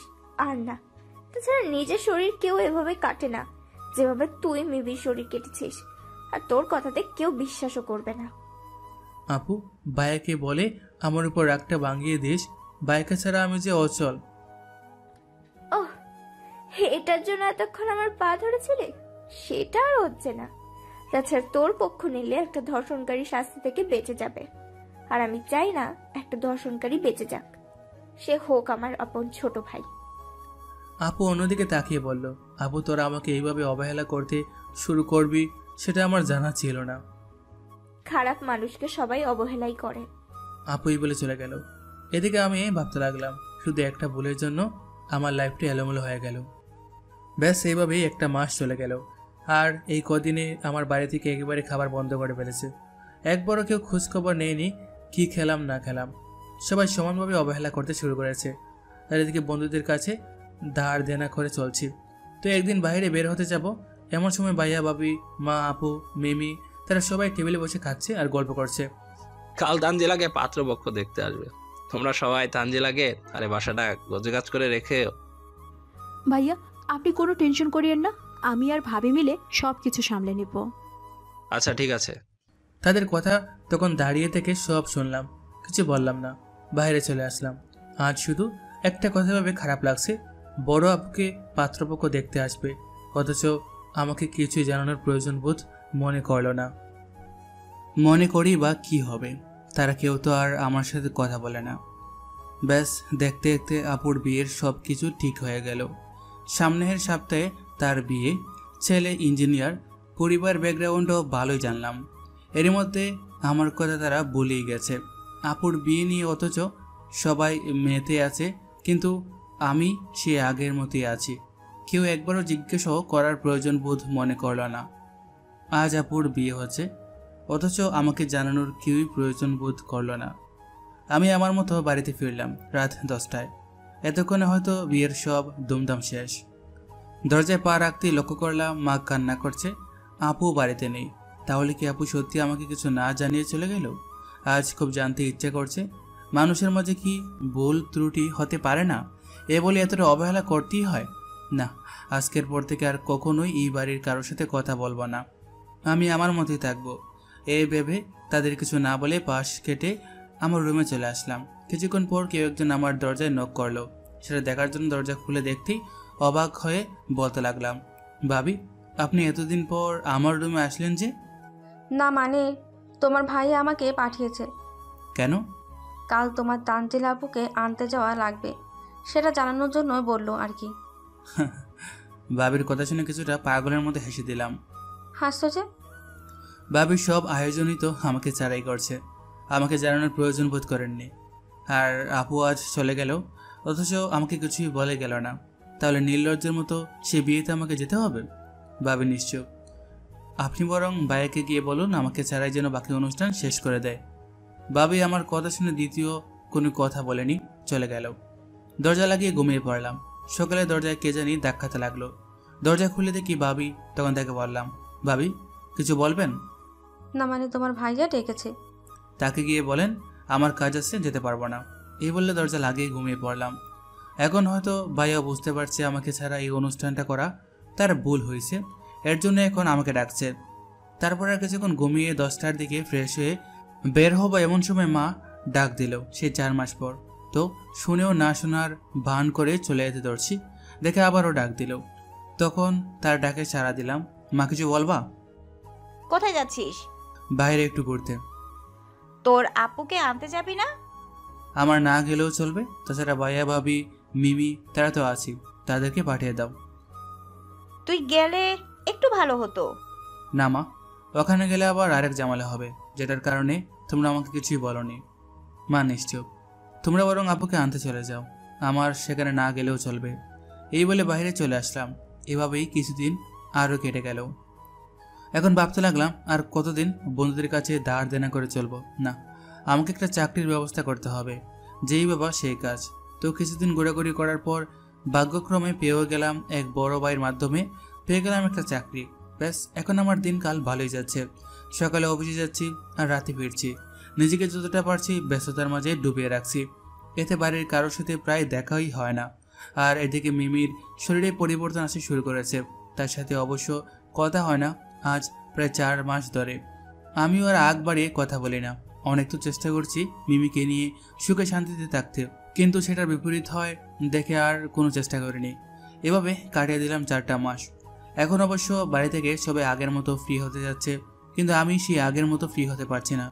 কিছুদিন আগের কথা, তো রাতে অবশ্যই সকল কিছু ঝামেলা চোখে বাড়িতে ফিরলাম। বাড়িতে এসে লক্ষ্য করলাম ভাইয়া, ভাবি, আপু ও আপুর হাজব্যান্ড, মা তারা সবাই একসাথে টেবিলে বসে খাচ্ছে, শুধু মিমি সেখানে নেই। তো আমি যাওয়াতে আপুর হাজব্যান্ড বলে উঠল, এই যে ভাইয়া, বসো, আজ একসাথে ডিনারটা করে নেই। না ভাইয়া, আমি খেয়ে আসছি। আরে বস না, আজ না হয় একসাথেই খাওয়া যাক, তাছাড়া শুভ আজ বাড়িতে আসছে। সরি ভাইয়া, তোমরাই খাও, আমি খেয়ে আসছি। এই বলে আমি আমার রুমে প্রবেশ করলাম। করতেই লক্ষ্য করলাম মিমি আমার রুমটা গুছগাছ করে দিচ্ছে। সেটা দেখে অনেকটা অবাক হয়ে গেলাম। যে মিমি আমার সাথে কথাই বলতো না, সে আজ আমার রুম গুছগাছ করে দিচ্ছে। এই দৃশ্য দেখেও না দেখার বান করে ফ্রেশ হতে চলে গেলাম। ফ্রেশ হয়ে বের হলাম, তখনও লক্ষ্য করলাম মিমি বসে আছে, কোনো কথা না বলে অন্যদিকে তাকিয়ে আছি। মিমিও বুঝতে পারছে তার সাথে কথা বলার মুড নেই। আমার এমন অবস্থা দেখে মিমি আগ বাড়িয়ে বলতে লাগলো, কেমন আছো? মিমির কাছ থেকে কেমন আছো কথা শুনে কেমন জানি মনের মধ্যে আগুন জ্বলে উঠল।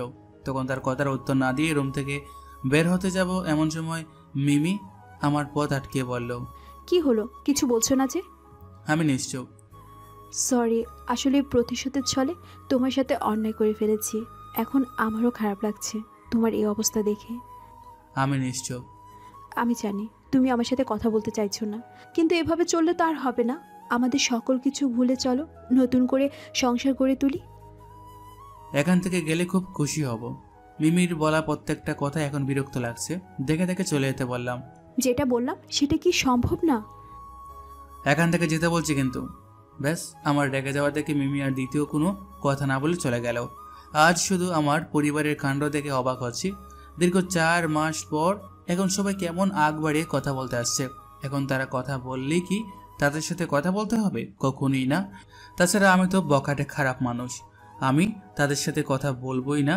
আর এই 4 মাসে সবাইকে যথেষ্ট চেনা হয়ে গেছে, কে কেমন আচরণ করেছে। এই ভেবে রাতের ঘুমটায় শুধু পাড়ি দিলাম। আজ কেন জানি ঘুমটা সকালেই ভেঙেছে, তাই কোনো কিছু না ভেবে ছাদে চলে গেলাম। ছাদে পা রাখতে লক্ষ্য করলাম আপু আর শুভ ভাইয়া তারা কথা বলছে। তাদেরকে দেখি যেই নিচে নামতে যাব এমন সময় আপু পিছন থেকে ডাক দিল। এই রনি, কই যাস? আমি নিশ্চুপ।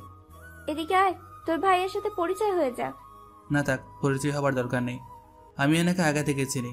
মিথ্যা বলে ছাদ থেকে চলে আসলাম। যখন বিয়েটা হলো তখন একবারও ডাকলো না, এখন বলছে পরিচয় হয়ে যেতে। খাটা গায়ে লবণ ছিটা। হ্যাঁ, বেশ রুমে এসে তাড়াতাড়ি ফ্রেশ হয়ে অফিসে যাওয়ার জন্য বেরিয়ে যাচ্ছি, তো লক্ষ্য করলাম সবাই টেবিলে বসে খাচ্ছে। এটা নতুন কোনো বিষয় না, গত 4 মাস ধরে এই দৃশ্য দেখে আসছি। তো আমি আমার মতো বের হয়ে যাচ্ছি, হঠাৎ ভাইয়া বলে উঠল। কিরে, সকালেই বের হচ্ছিস? হ্যাঁ ভাইয়া, একটু বের হতে হচ্ছে। সবাই যখন খাচ্ছি তো খেয়েই তারপর যা। সরি ভাইয়া, তোমার টাকায় কেন অমানুষকে খাওয়াবা? তাছাড়া সেই অমানুষটা এখন চাকরিজীবী হয়ে গেছে, তার বার বহন খরচ সে এখন নিজে চালাতে পারে। তোমাদেরকে সে নিয়ে না ভাবলেও চলবে। এই বলে অফিসে চলে গেলাম। হয়তো আমার এমন কথা তাদেরকে বলা উচিত হয়নি, কিন্তু এই 4টা মাসে আমার খাওয়া দাওয়ার খোঁজ খবর নেওয়াই বাদ দিয়েছিল। তখন তো আর আমাকে একবারে বলেনি। আজ আমি চাকরি করছি, সব কিছুতেই ভালো চলছি। এখন বললেই কি তাদের কথা আমাকে শুনতে হবে? কখনো না। এখন যেমন চলছি সারা জীবনও এমনই চলবো, কাউকে লাগবে না আমার। অফিসে বসে এসব আনমনে ভাবছি। এর মধ্যে জুবায়ের অফিসের কলিগ এসে বলে উঠল। হাই ব্রো, কিছু ভাবছেন? না, তেমন কিছু না। একটা হেল্প করতে পারবেন? কি হেল্প লাগবে বলুন। আজ আমার গার্লফ্রেন্ডের সাথে ডেটে যাওয়ার কথা ছিল। যদি আপনি এদিকে একটু ম্যানেজ করতেন তাহলে খুব ভালো হতো। তবে যাই করেন বেশিক্ষণ লেট করা যাবে না, তাহলে কিন্তু বসের কাছে ধরা খেয়ে যাবে, বুঝতেই তো পারছেন। টেনশন করার কোনো কারণ নেই, 1 ঘন্টা শুধু অতিবাহিত করব, এর বেশিক্ষণ থাকবো না। ঠিক আছে, এবার আপনি যেতে পারেন। অসংখ্য ধন্যবাদ আপনাকে। স্বাগতম। ব্যাস এই বলে জুবাইর চলে গেল। আর হঠাৎ করে অজানা নাম্বার থেকে ফোন আসলো। তারপর কোনো বনিতা না করে ফোনটা রিসিভ করতে অপাস থেকে মিলি কণ্ঠে বলে উঠল। আপনি কি রনি বলছেন? কে আপনি? আপনার স্ত্রী। আপনার মাথায় মনে হয় প্রবলেম আছে। আজই প্রথম ফোনে কথা বলছেন আর আমাকে আপনার স্বামী বানিয়ে বলছেন। আমি কোনো মিথ্যে কথা বলিনি। দেখেন, ফাজলাম করার মতো সময় আমার নেই, রাখি, বাই। ফোনটা কাটবেন না প্লিজ। ফাজলামো করার ইচ্ছে থাকলে অন্য কারোর সাথে করেন, আমাকে কেন বিরক্ত করছেন? দুপুরে খেয়েছো? আপনি জানতে চাচ্ছেন আমি খেয়েছি কিনা? জানতে চাচ্ছি। কি আজব পৃথিবী, আপনজনরে কখনো ফোন দিয়ে জিজ্ঞেস করে না খেয়েছি কিনা, আর আপনি আজই প্রথম ফোন দিয়ে জিজ্ঞেস করছেন দুপুরে খেয়েছি কিনা। খুব অদ্ভুত এই দুনিয়া। একথা বলতেই অবশ থেকে কান্না করার আওয়াজ বেশি আসছে। শুনে তাকে জিজ্ঞেস করলাম, আপনি কি কান্না করছেন? অনেক ভুল হয়েছে, ক্ষমা করে দিও প্লিজ। হঠাৎ অচেনা মেয়ে কান্না করতে বলাতে কেমন যেন মনের মধ্যে সন্দেহ কাজ করলো। তো আবার জিজ্ঞেস করলাম, আচ্ছা আপনি কে বলুন তো, কান্না করে আমার কাছে ক্ষমা চাচ্ছেন কেন? আমি মিমি। হঠাৎ মিমির নাম শুনে নিমিষের রাগ উঠে গেল। তখন তাকে বললাম, তুমি তাহলে এতক্ষণ অচেনা মেয়ের কণ্ঠ ধরে কথা বলছিলে? প্লিজ ফোনটা রেখো না। আমি জানতাম প্রথমে পরিচয় দিলে তুমি আমার সাথে কথা বলবে না, তাই এই জন্য অচেনা মেয়ের কণ্ঠ ধরে কথা বলেছিলাম। তো আমাকে ফোন দেওয়ার মানে কি? তোমাকে পরিবার থেকে আলাদা করে মোটেও ঠিক কাজ করিনি। তাছাড়া তোমার এই অবস্থার জন্য তো আমি দায়ী। তুমি তো ঠিক কাজই করেছো। হাজার হোক, তোমার সাথে করা অন্যায়ের প্রতিশোধ নিয়েছো। আমার জানা মতে তোমার যথেষ্ট প্রতিশোধ নেওয়া হয়ে গেছে। তো এখন কি আরও প্রতিশোধ নিতে চাও? না। তাহলে? তুমি তো আগে অনেক বলেছিলে নতুন করে সংসার গড়ে তুলতে, কিন্তু আমি শুনিনি। আজ আমি নিজে বলছি চলো না অতীত ভুলে নতুন করে আমাদের জীবন স্থাপন করি। কেন একটা দর্শনকারীকে নিয়ে সংসার বাঁধার ইচ্ছে পোষণ করছো? আগে যেমন প্রতিনিয়ত আমাকে অবহেলা করে গেছো, এখন তাই করে যাও। কেননা তেলে আর জলে সেটা কখনো মিশবে না, সেটা যতই চেষ্টা করো। এই বলে ফোন কেটে দিলাম। মিমি এখন হয়তো তার ভুল বুঝতে পারছে, কিন্তু সেটা খুব দেরি হয়ে গেছে। এখন শতবার বললেও মিমি সেই সুযোগ পাবে না। তার জন্য আমাকে অনেক কষ্টের মাঝে সময় অতিবাহিত করতে হয়েছে, সেটা কখনো ভুলব না। এভাবে দিনকাল চলতে লাগলো। আর এদিকে মিমির চেহারাতে মাতৃত্বের রূপ নিয়েছে। মিমির গর্ভবতীর অবস্থায় যা লাগে সেটা এনে দেয়, কিন্তু কখনো তার সাথে কথা বলে না। এই নিয়ে মিমি অনেক কান্নাকাটি করত। মাঝে মধ্যে মনে হয় সব কিছু ভুলে মেনে নেই, কিন্তু আগের তার করা অবহেলার কথা শুনে নিমিষেই মনে পড়ে যায়, আর তখন তার দিকে তাকাতেই মন চায় না। এভাবে 9টা মাস কেটে গেল। এখনও আমি আমার রাগ অভিমান নিয়েই আসি। বাইরের সবাই এখন আমার সাথে আগ বাড়িয়ে কথা বলে, কিন্তু তাদের কথা তেমন একটা পাত্তা দেই না। কিন্তু কেন জানি মার সাথে কথা না বলে থাকতে পারি না। এর জন্য মার সাথেই একটু কথা বলি। প্রত্যেকটা দিন শুরু হয় মিমির কান্না শুনে। সেদিনের ঘটনা অফিসে যাওয়ার সময়। অফিসে যাচ্ছ? আমি নিশ্চুপ। এইভাবে আর কতদিন আমার সাথে কথা না বলে থাকবে বলো তো? আমাকে অফিসে যেতে হবে, শুধু অফিস আর অফিস। এদিকে আমি যে ভালো নেই সেটা কি দেখছো না? মিমি কান্না করে বলছে। আমি নিশ্চুপ।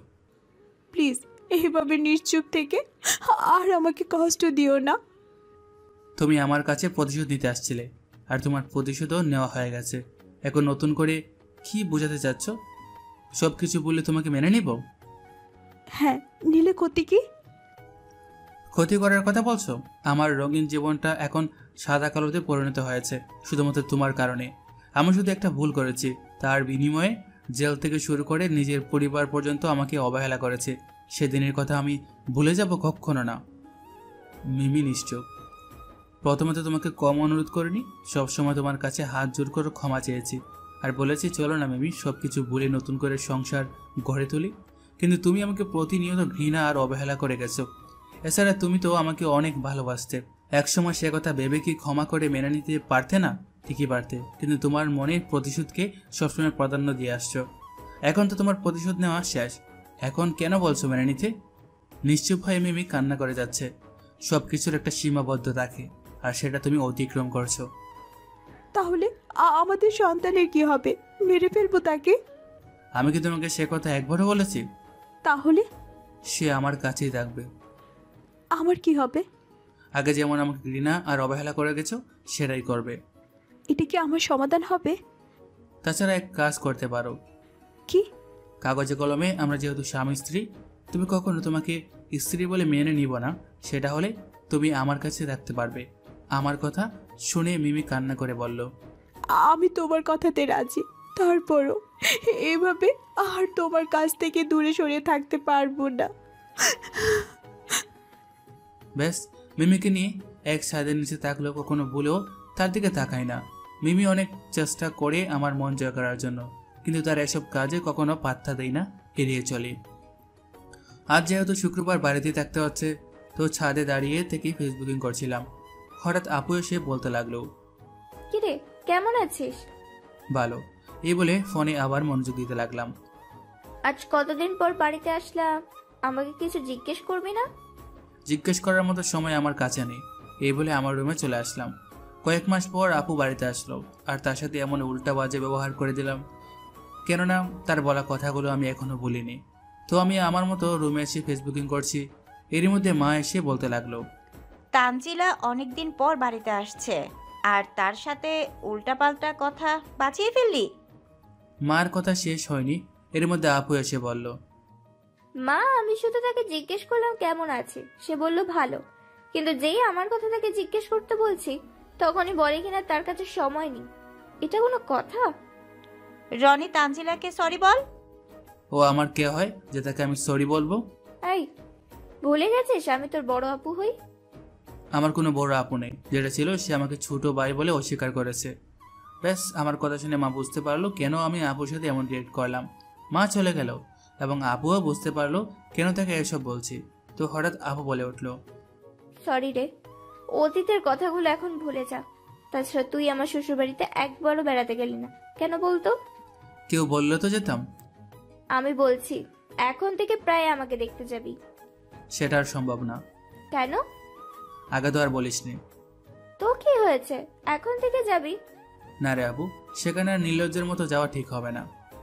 তাহলে কি তোর আপুকে দেখতে যাবি না? ঠিক তাই। তাছাড়া তুই তো জানিস আমি একটু জিদি, যেটা বলি সেটাই করে ফেলি। যখন তোর শ্বশুর বাড়িতে যাবো না বলছি, সেখানে আর যাবোই না। কথাটা শুনে মন খারাপ করিস না। আগে বললে অবশ্যই যেতাম, কিন্তু এখন আর সম্ভব না। আমার কথাগুলো শুনে আপু মন খারাপ করে রুম থেকে বের হয়ে গেল। হয়তো আপু আমার কাছ থেকে এমন কথা শুনবে সেটা আশা করিনি। ব্যাস, আমি আমার মতো ফেসবুকিং করতে লাগলাম। হঠাৎ মিমি আমার রুমে এসে মাথা করে পড়ে যেতে লাগলো। তখন তাকে ইচ্ছা না থাকলেও ধরে ফেললাম। মিমির এমন অবস্থা দেখে কিছুটা ঘাবড়ে গিয়ে মাকে ডাক দিতেই মা এসে দেখেই বলল, বাবা, জলদি মিমিকে হাসপাতালে নিতে হবে। হ্যাঁ মা, আমি গাড়ির ব্যবস্থা করছি। ব্যাস, তারপর মিমিকে হাসপাতালে নেওয়া হলো, আর বাড়ির সবাই হাসপাতালে গিয়ে ভিড় করলো। মিমিকে অ্যাডমিট করিয়ে দিয়ে ব্রেঞ্চে এসে বসে আছি। 1 ঘন্টা পর মা এসে বলতে লাগলো, বাবা, আমি দাদিমা হয়েছি রে। মা, তুমি সত্যি বলছো? অনেকটা খুশি হয়ে বললাম। মিমি ক্যাবিনে আছে, যা দেখে আয়। মা বলতে দেরি, আমার যেতে দেরি করলাম না, সোজা চলে গেলাম। মিমিকে যে কেবিনে রাখা হয়েছে ওখানে যাওয়াতে লক্ষ্য করলাম বাবি আপু সেই নতুন অতিথির সাথে কথা বলছে। আমি যাওয়াতে আপু বলে উঠলো, হেই দেখ, তোর ছেলেটা কেমন সুন্দর হয়েছে, একদম তোর মতো। আজকের দিনটা কেমন জানি স্বপ্ন স্বপ্ন লাগছে। তো তাদের কথার কর্ণপাত না করে আমি সেই নতুন অতিথির ছোট ছোট হাত পা গুলো বুলাতে লাগলাম। কিছুক্ষণ পর মিমি চোখ মিলে প্রথমে আমাকে দেখতে পেয়ে বলে উঠল, আমার সন্তান কোথায়, দেখাও একটি। মিমির বলাতে আপু গিয়ে সেই ছোট শিশু মিমির কাছে তুলে দিল, আর আমাদের দুজনকে একা রেখে চলে গেল। রুমে আমি আর মিমি আছি, কিন্তু কিছু বলছি না দেখে মিমি বলে উঠল, এই সন্তানকে পেয়ে তুমি খুশি হওনি? মিমি একথা বলতেই খুব শক্তে জড়িয়ে ধরে বলতে লাগলাম, মিমি, আজ আমি অনেক খুশি, যা তোমাকে বলে বোঝাতে পারবো না। মিমি হয়তো আশা করেনি তাকে জড়িয়ে ধরবো, কেননা তাকে স্ত্রী বলে আগে তো মেনে নিতামই না। জড়িয়ে ধরবো তো দূরের কথা, কিন্তু আজ এই খুশির দিনে অতীতের যা করেছে সেই নিমিষে ভুলে মিমিকে জড়িয়ে ধরে বললাম, তুমি আমার কাছে কি চাও বলো, আমি সেটা এনে দেব। স্বামীর ভালোবাসা চাই, আর আমাকে কিছুই দিতে হবে না, আমাকে খুব ভালোবাসতে হবে। কি দিবা তো সেই ভালোবাসা? আজ মিমির কথাতে কোনো দ্বিমত পোষণ করলাম না, সোজা বলে দিলাম, অবশ্যই। আর হ্যাঁ, আমার মাথায় হাত রেখে বলতে হবে যে আর কখনো আমাকে এইভাবে এড়িয়ে চলতে পারবে না, সব সময় আমাকে ভালোবাসতে হবে। মিমি কথা বলতেই সেই ছোট্ট শিশু কান্না করে উঠল। দেখে মিমিকে বললাম, হ্যাঁ হ্যাঁ সব হবে, তার আগে আমার বাবাটাকে চুপ করাও, হয়তো তার কান্না সহ্য করতে পারবো না। বাবা ছেলে মেলে তো ভালোই, আমাকে জ্বালাতে শুরু করেছো। মিমি এই বলে ছোট শিশুটাকে কান্না চুপ করাতে লাগলো। আচ্ছা, আমাদের ছেলের তো নামটাই রাখা হলো না। কি নাম দেওয়া যায়? ঈশান দিলে কেমন হয়? মোটামুটি ভালো। শুধুই মোটামুটি ভালো? না গো, নামটা আসলে অনেক ভালো হয়েছে, আমার খুব পছন্দ হয়েছে। তাহলে আজ থেকে আমার বাবাটার নাম হবে ঈশান, তুমি কি বলো? হ্যাঁ, তুমি যা বলবে সেটাতে আমি একমত। ব্যাস, তাদের মধ্যে নতুন অতিথিকে পেয়ে ভুলে গেল সেসব অতীতের চরম অবহেলার কথা। আর সে অতীত নিয়ে থাকলে কি এসব খুশির দিনটা উদযাপন করতে পারতো না। তো চলুন তাদের এই সুখের দিনগুলো কতদিন এভাবে চলতে থাকে দেখা যাক। 1 বছর পর। মিমি, ঈশান কি ঘুমিয়েছে? হ্যাঁ, কেন? এই নাও, হাতে ঈশানের খেলনার জিনিসগুলো ধরিয়ে দিয়ে। এখন তো দেখছি নিজের ছেলেকে বেশি ভালোবাসেন, বউকে না। কে বললো শুধু ছেলেকে ভালোবাসি? আমি তোমার বউটাকে অনেক ভালোবাসি, আর এই দুইজনই হলো আমার কলিজা, যাদেরকে ছাড়া 1 সেকেন্ডও থাকতে পারবো না। তোমার এই ভালোবাসাই আমার কাছে অনেক। মিমি আমার বুকে মুখ গোজে। তো এখন কি আমাকে না খাইয়ে রাখবেন নাকি খাওয়াবেন? সরি, আমি তো ভুলেই গিয়েছিলাম, অফিস থেকে আসছো? এই বলে মিমি ছেড়ে দিতে ধরলো। কোথায় যাচ্ছ? মিমিকে আবার জড়িয়ে ধরলাম। তোমার খাবার রেডি করতে যাচ্ছি। পরে গেলেও হবে, তার আগে আমাকে একটি ভালোবাসা দাও তো। ধ্যাট ফাজিল একটা। এই বলে নিজেকে ছাড়িয়ে নিয়ে তার খাবার রেডি করতে লাগলো। এখন অতীতের সব ঘটনায় প্রায় সে ভুলে গিয়েছে।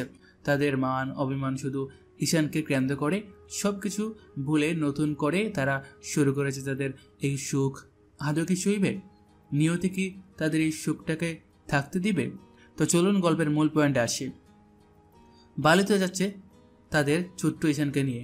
পুরো বাড়ি সে একা মাতিয়ে রাখে। সবারই নয়নের মণি হয়েছে সে। এদিকে কিছুদিন আগেই বাবিও একটা কন্যা সন্তান হয়েছে। সব মিলিয়ে প্রায় ভালোই চলছিল। একদিন সকালে অফিসে যাওয়ার সময়, মিমি আমার ফোনটা কই? দেখো, ঈশান হয়তো নিয়ে খেলছে। মিমি ওয়াশরুম থেকে বলল, ঈশান বাবা কই তুমি? ঈশানকে খুঁজতে খুঁজতে হঠাৎ লক্ষ্য করলাম মার ওখানে গিয়ে ফোন নিয়ে খেলছে। তো সেখানে গিয়ে বললাম, ঈশান ফোনটা এখন বাবাকে দাও তো দেখি। সরি বাবাই, ফোনটা আমার লাগবে, দিতে পারবো না।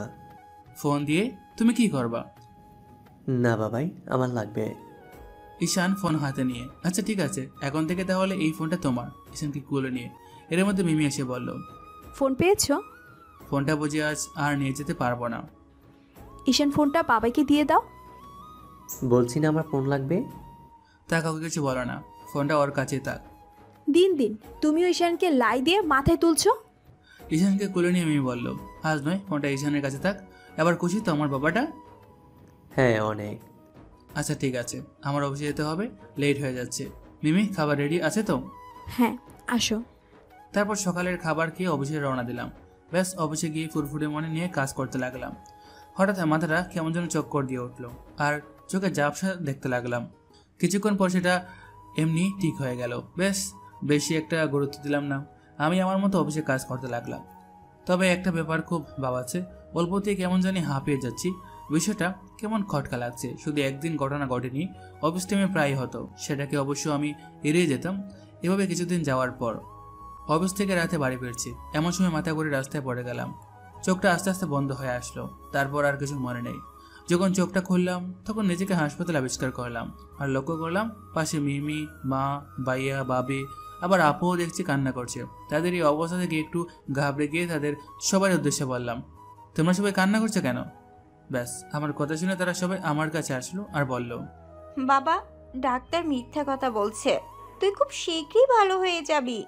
তোমরা কি সব বলছো? আমি তো দিব্যি ভালো আছি, শুধু একটু মাথা ঘুরে পড়ে গেছিলাম, হয়তো এর জন্য কান্না করছো কেন?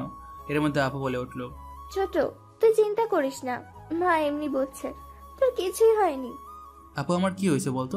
নয়তো তোর এভাবে কান্না করছিস কেন? বললাম তো কিছুই হয়নি। মিমি তুমি ছোটকে দেখে রেখো, আমরা একটু আসছি। এই বলে সবাই বাইরে চলে গেল। তখন মিমিকে বললাম, মিমি আমার কি হয়েছে বলো তো, সবাই কান্না করছে কেন? মিমিকে উদ্দেশ্য করে বললাম। ব্যাস একথা বলতেই মিমি আমাকে খুব শক্ত করে জড়িয়ে ধরে বলতে লাগলো, তোমার কিছু হয়নি? তাহলে তোমরা সবাই কান্না করছো কেন? কই না তো। মিমির চোখের পানি মুছে, ঈশান কই? তাকে দেখছি না যে। তানজিলাপু কাছে আছে। ও আচ্ছা, তাহলে তাড়াতাড়ি আমাকে বাড়িতে ফিরার ব্যবস্থা করো, তো এখানে ভালো লাগছে না। ডক্টর বলেছে আর 2 দিন তোমাকে এখানে থাকতে হবে। দূর, ভালো লাগে না এখানে। 2টা দিন তো এমনি কেটে যাবে। ব্যাস তারপর একটা দিন কোনো মতে কেটে গেল। তারপর বাড়িতে চলে আসলাম।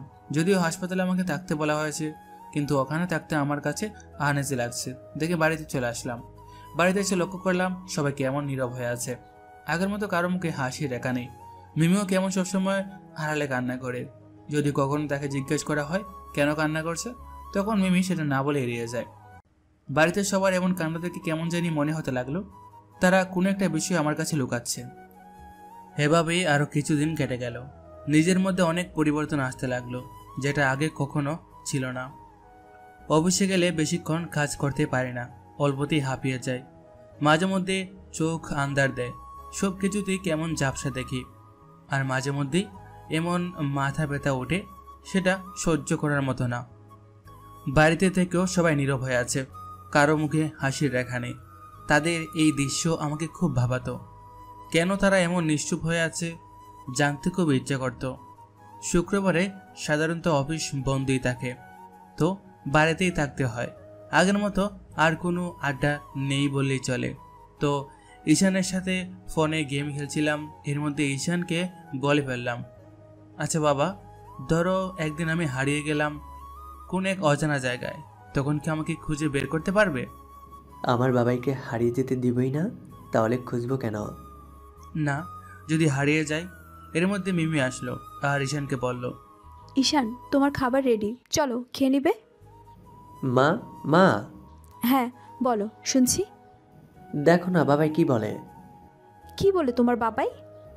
বলে আমাদেরকে ছেড়ে নাকি হারিয়ে যাবে।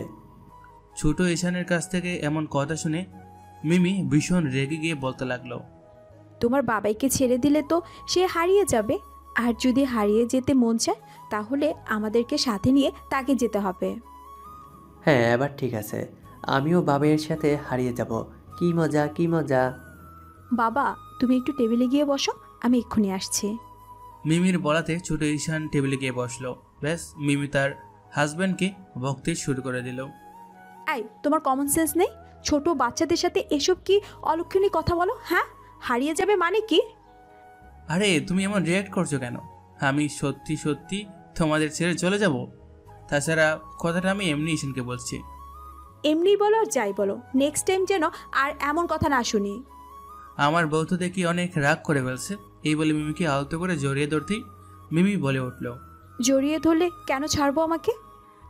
আমার বউটা যে অনেক রাগ করেছে, এর জন্য তাকে জড়িয়ে ধরে রাগ ভাঙাচ্ছে। আমার রাগ ভাঙানো লাগবে না। কথাটা তো আমি এমনি বলছি, এতেই রাগ করতে হয়? তাহলে বলো কেন? সেটা অবশ্য আমি বলতে চাইনি। ঈশান আমার সাথে একটু দুষ্টুমি করছিল, দেখেই বলছিলাম। কিন্তু তুমি রেগে গেলে কেন? তোমাকে হারিয়ে যাওয়ার কথা আমার কাছে সহ্য হয় না। আরে পাগলি, একদিন তো সবাইকে হারিয়ে যেতে হবে, তখন কি তাকে আটকানো সম্ভব? আমি এত কিছু জানি না, তুমি এগুলোর কথা আর কখনো বলবে না, এটাই শেষ কথা। ঠিক আছে, আর বলবো না। কিন্তু কিন্তু কি? আমার পাওয়াগুলো এখনো কিন্তু পাইনি। দিন দিন বড় হচ্ছ, সেই দিকে কি খেয়াল আছে? আমি বুড়ো হলে তুমি কি বুড়োর বুড়ি? Yes, of course. এই, অনেক হয়েছে, ছাড়ো তো। ঈশান ওইদিকে খাবারের জন্য বসে আছে, সেখানে যেতে হবে। মিমি নিজেকে চারিয়ে নিয়ে, ওহ সরি, আমি ভুলে গেছিলাম। চলো, আমিও ঈশানের সাথেই খাবো। হ্যাঁ, তাই চলো। তারপর টেবিলে যেতেই ঈশান বলে উঠল, কতক্ষণ ধরে ডাকছি, কোথায় ছিলে তোমরা? বাবা, তোমার খাবারটা রেডি করেছিলাম। মিমি হাতে খাবার নিয়ে বলল ঈশানকে, আজ ভাবছি ঈশানের প্রিয় খাবারটাতে ভাগ বসাবো, যদি ঈশান অনুমতি দেয় তো। ঈশান ভুলেও তোমার বাবাইকে খেতে দিবে না। কেন আম্মু? তোমার জন্য এত কষ্ট করে খাবার নিয়ে আসলাম, সেটা তুমি না খেয়ে বাবাইকে কেন খাওয়াবা? বাবাই, তুমি তাহলে একটু খেও কেমন? ছোট ঈশানের কথা শুনে হেসে বললাম, আচ্ছা ঠিক আছে। বাবাই তুমি এখানে বসো, আম্মু তুমিও বসো। তারপর ছোট ঈশানকে তার বাবা মা খাইতে দিতে লাগলো। ঈশান তাদের এমন অবস্থা দেখে বলল, আমাকে শুধু খাওয়াচ্ছ কেন বাবাই? আমার ঈশান বাবা খেয়েছে মানে আমারও খাওয়া হয়ে গেছে। বাবাই, একজন খেলে কি আরেকজনের পেট ভরে? ছোট ঈশান তার বাবাকে জিজ্ঞাসা করে বলল, হ্যাঁ সেটা অবশ্য তার মা বাবার জন্য হয়, অন্য কারোর জন্য না। যেমনটা আমি তোমাকে খাইয়ে দিয়ে এক প্রশান্তি পাচ্ছি, সেটা হয়তো অন্যরা বুঝতে পারবে না। এই যে তোমাদের বাবা ছেলের গল্প শেষ হয়েছে? খাওয়া তো প্রায় শেষ। কি হয়েছে বলো? আজ ভাবছি আমাদের বাড়িতে বেড়াতে যাব। হঠাৎ বাড়িতে যেতে চাচ্ছ কেন? না মানে মা একটু ঈশানকে দেখতে চেয়েছে, তাছাড়া অনেক দিন ধরে যাওয়াই হয়নি, এই আর কি। তো কখন যাচ্ছ? একটু পরে। তুমিও চলো আমাদের সাথে। সেটা কেমনে হয়? কেমন হয় মানে? তোমাদেরকে যেতে বলেছে, তোমরা নাই ঘুরে আসো। সেখানে গেলে কি খুব বেশি প্রবলেম হবে? কি দরকার শুধু শুধু এক ঝামেলা পাকানোর? তোমরা বরং ঘুরে আসো। আমাদের সাথে গেলে একটু ভালো হতো। সরি মিমি। তারপর মিমি কোনো কিছু না বলে রেডি হয়ে ঈশানকে নিয়ে তাদের বাসায় চলে গেল। আজ অনেকদিন পর মিমি তাদের বাসায় যাচ্ছে, মনে এক আনন্দের বন্যা বইছে। 2 ঘন্টা জার্নি করার পর মিমি তাদের বাসায় পৌঁছালো। মিমি দরজায় কয়েকবার নক করার পর তার মা দরজা খুলে দিয়ে মিমিকে আর ঈশানকে দেখে তার মা আনন্দে বলে উঠল, মিমি, মা আমার, কেমন আছিস? হ্যাঁ ভালো, তোমরা সবাই কেমন আছো? হ্যাঁ, আমরা সবাই ভালো। আগে ঈশান নানু ভাইকে আমার কাছে দে। এই বলে মিমির মা ঈশানকে খুলে নিল। মা, বাড়িতে দেখছি অনেক কিছু পাল্টে গেছে।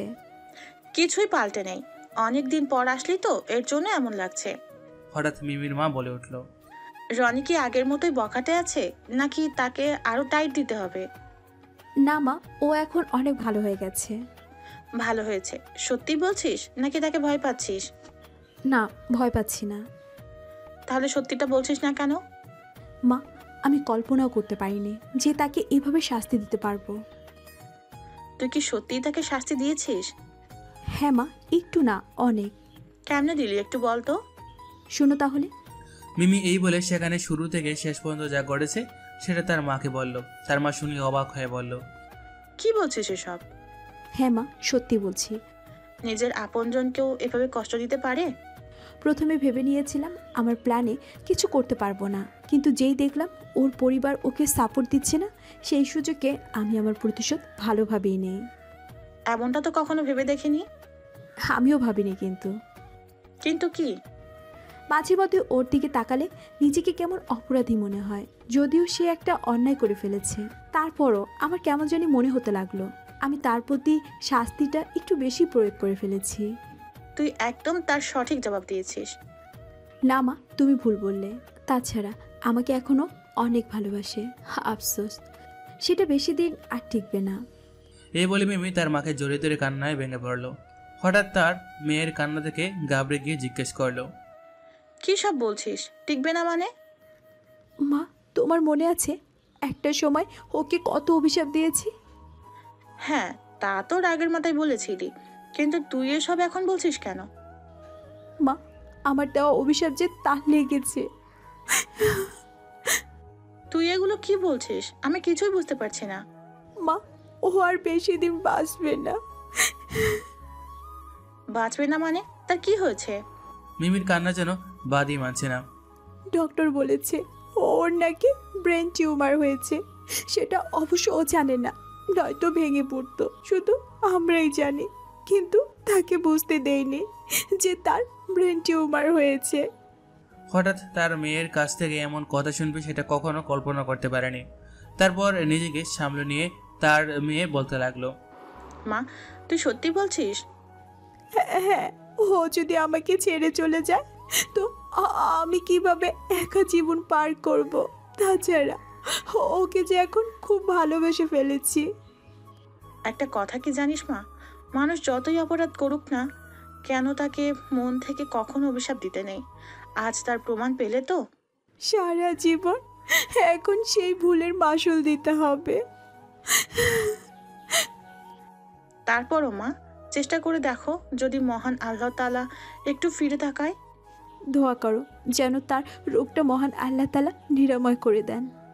মিমি তাদের বাসায় 2 দিন থেকে তার পরের দিন চলে যায়। বাড়িতে গিয়ে দেখে সবাই নীরব হয়ে আছে। দেখে ভাবিকে জিজ্ঞেস করলো, ভাবি, বাড়ির সবাই এমন নীরব কেন?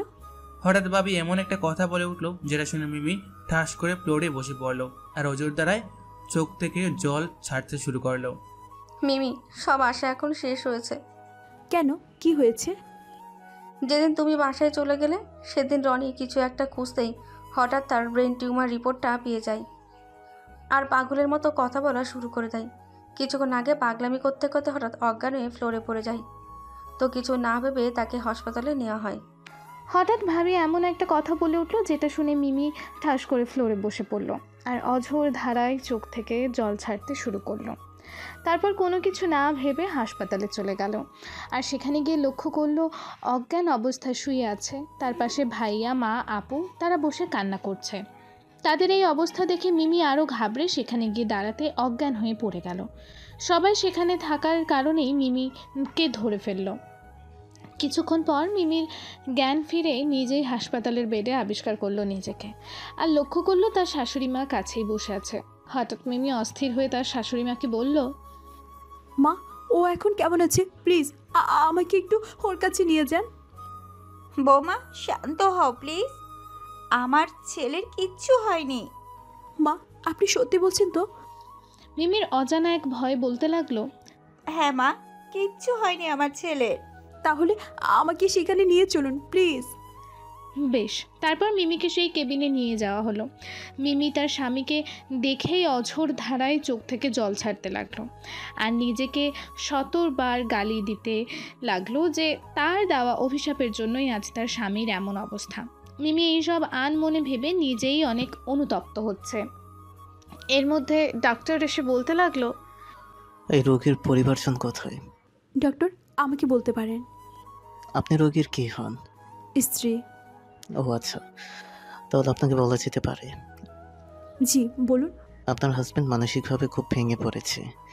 এর সময় তাকে আজেবাজে চিন্তা থেকে বিরত রাখুন। আর হ্যাঁ, সবসময় হাসি খুশিতে রাখুন, কেননা এই রোগীর কখন কি হয়ে যেতে পারে তার কোনো গ্যারান্টি নেই।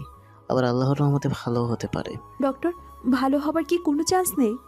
মিমি অসহায় দৃষ্টিতেই ডাক্তারকে জিজ্ঞেস করলো, দেখুন, ব্রেন টিউমার রোগী সাধারণত 100%-এর মধ্যে 20% রোগী বেঁচে যায়। বলা তো যায় না, আপনার স্বামী ভালো অপারেশন করতে পারলে বেঁচে যেতে পারে। হ্যাঁ ডক্টর, খুব জলদি অপারেশন করে ওকে সুস্থ করে তুলুন। 1 মাস পর তারা অপারেশন করা হবে, ততদিন তার বাড়িতে হাসি খুশি রাখবেন।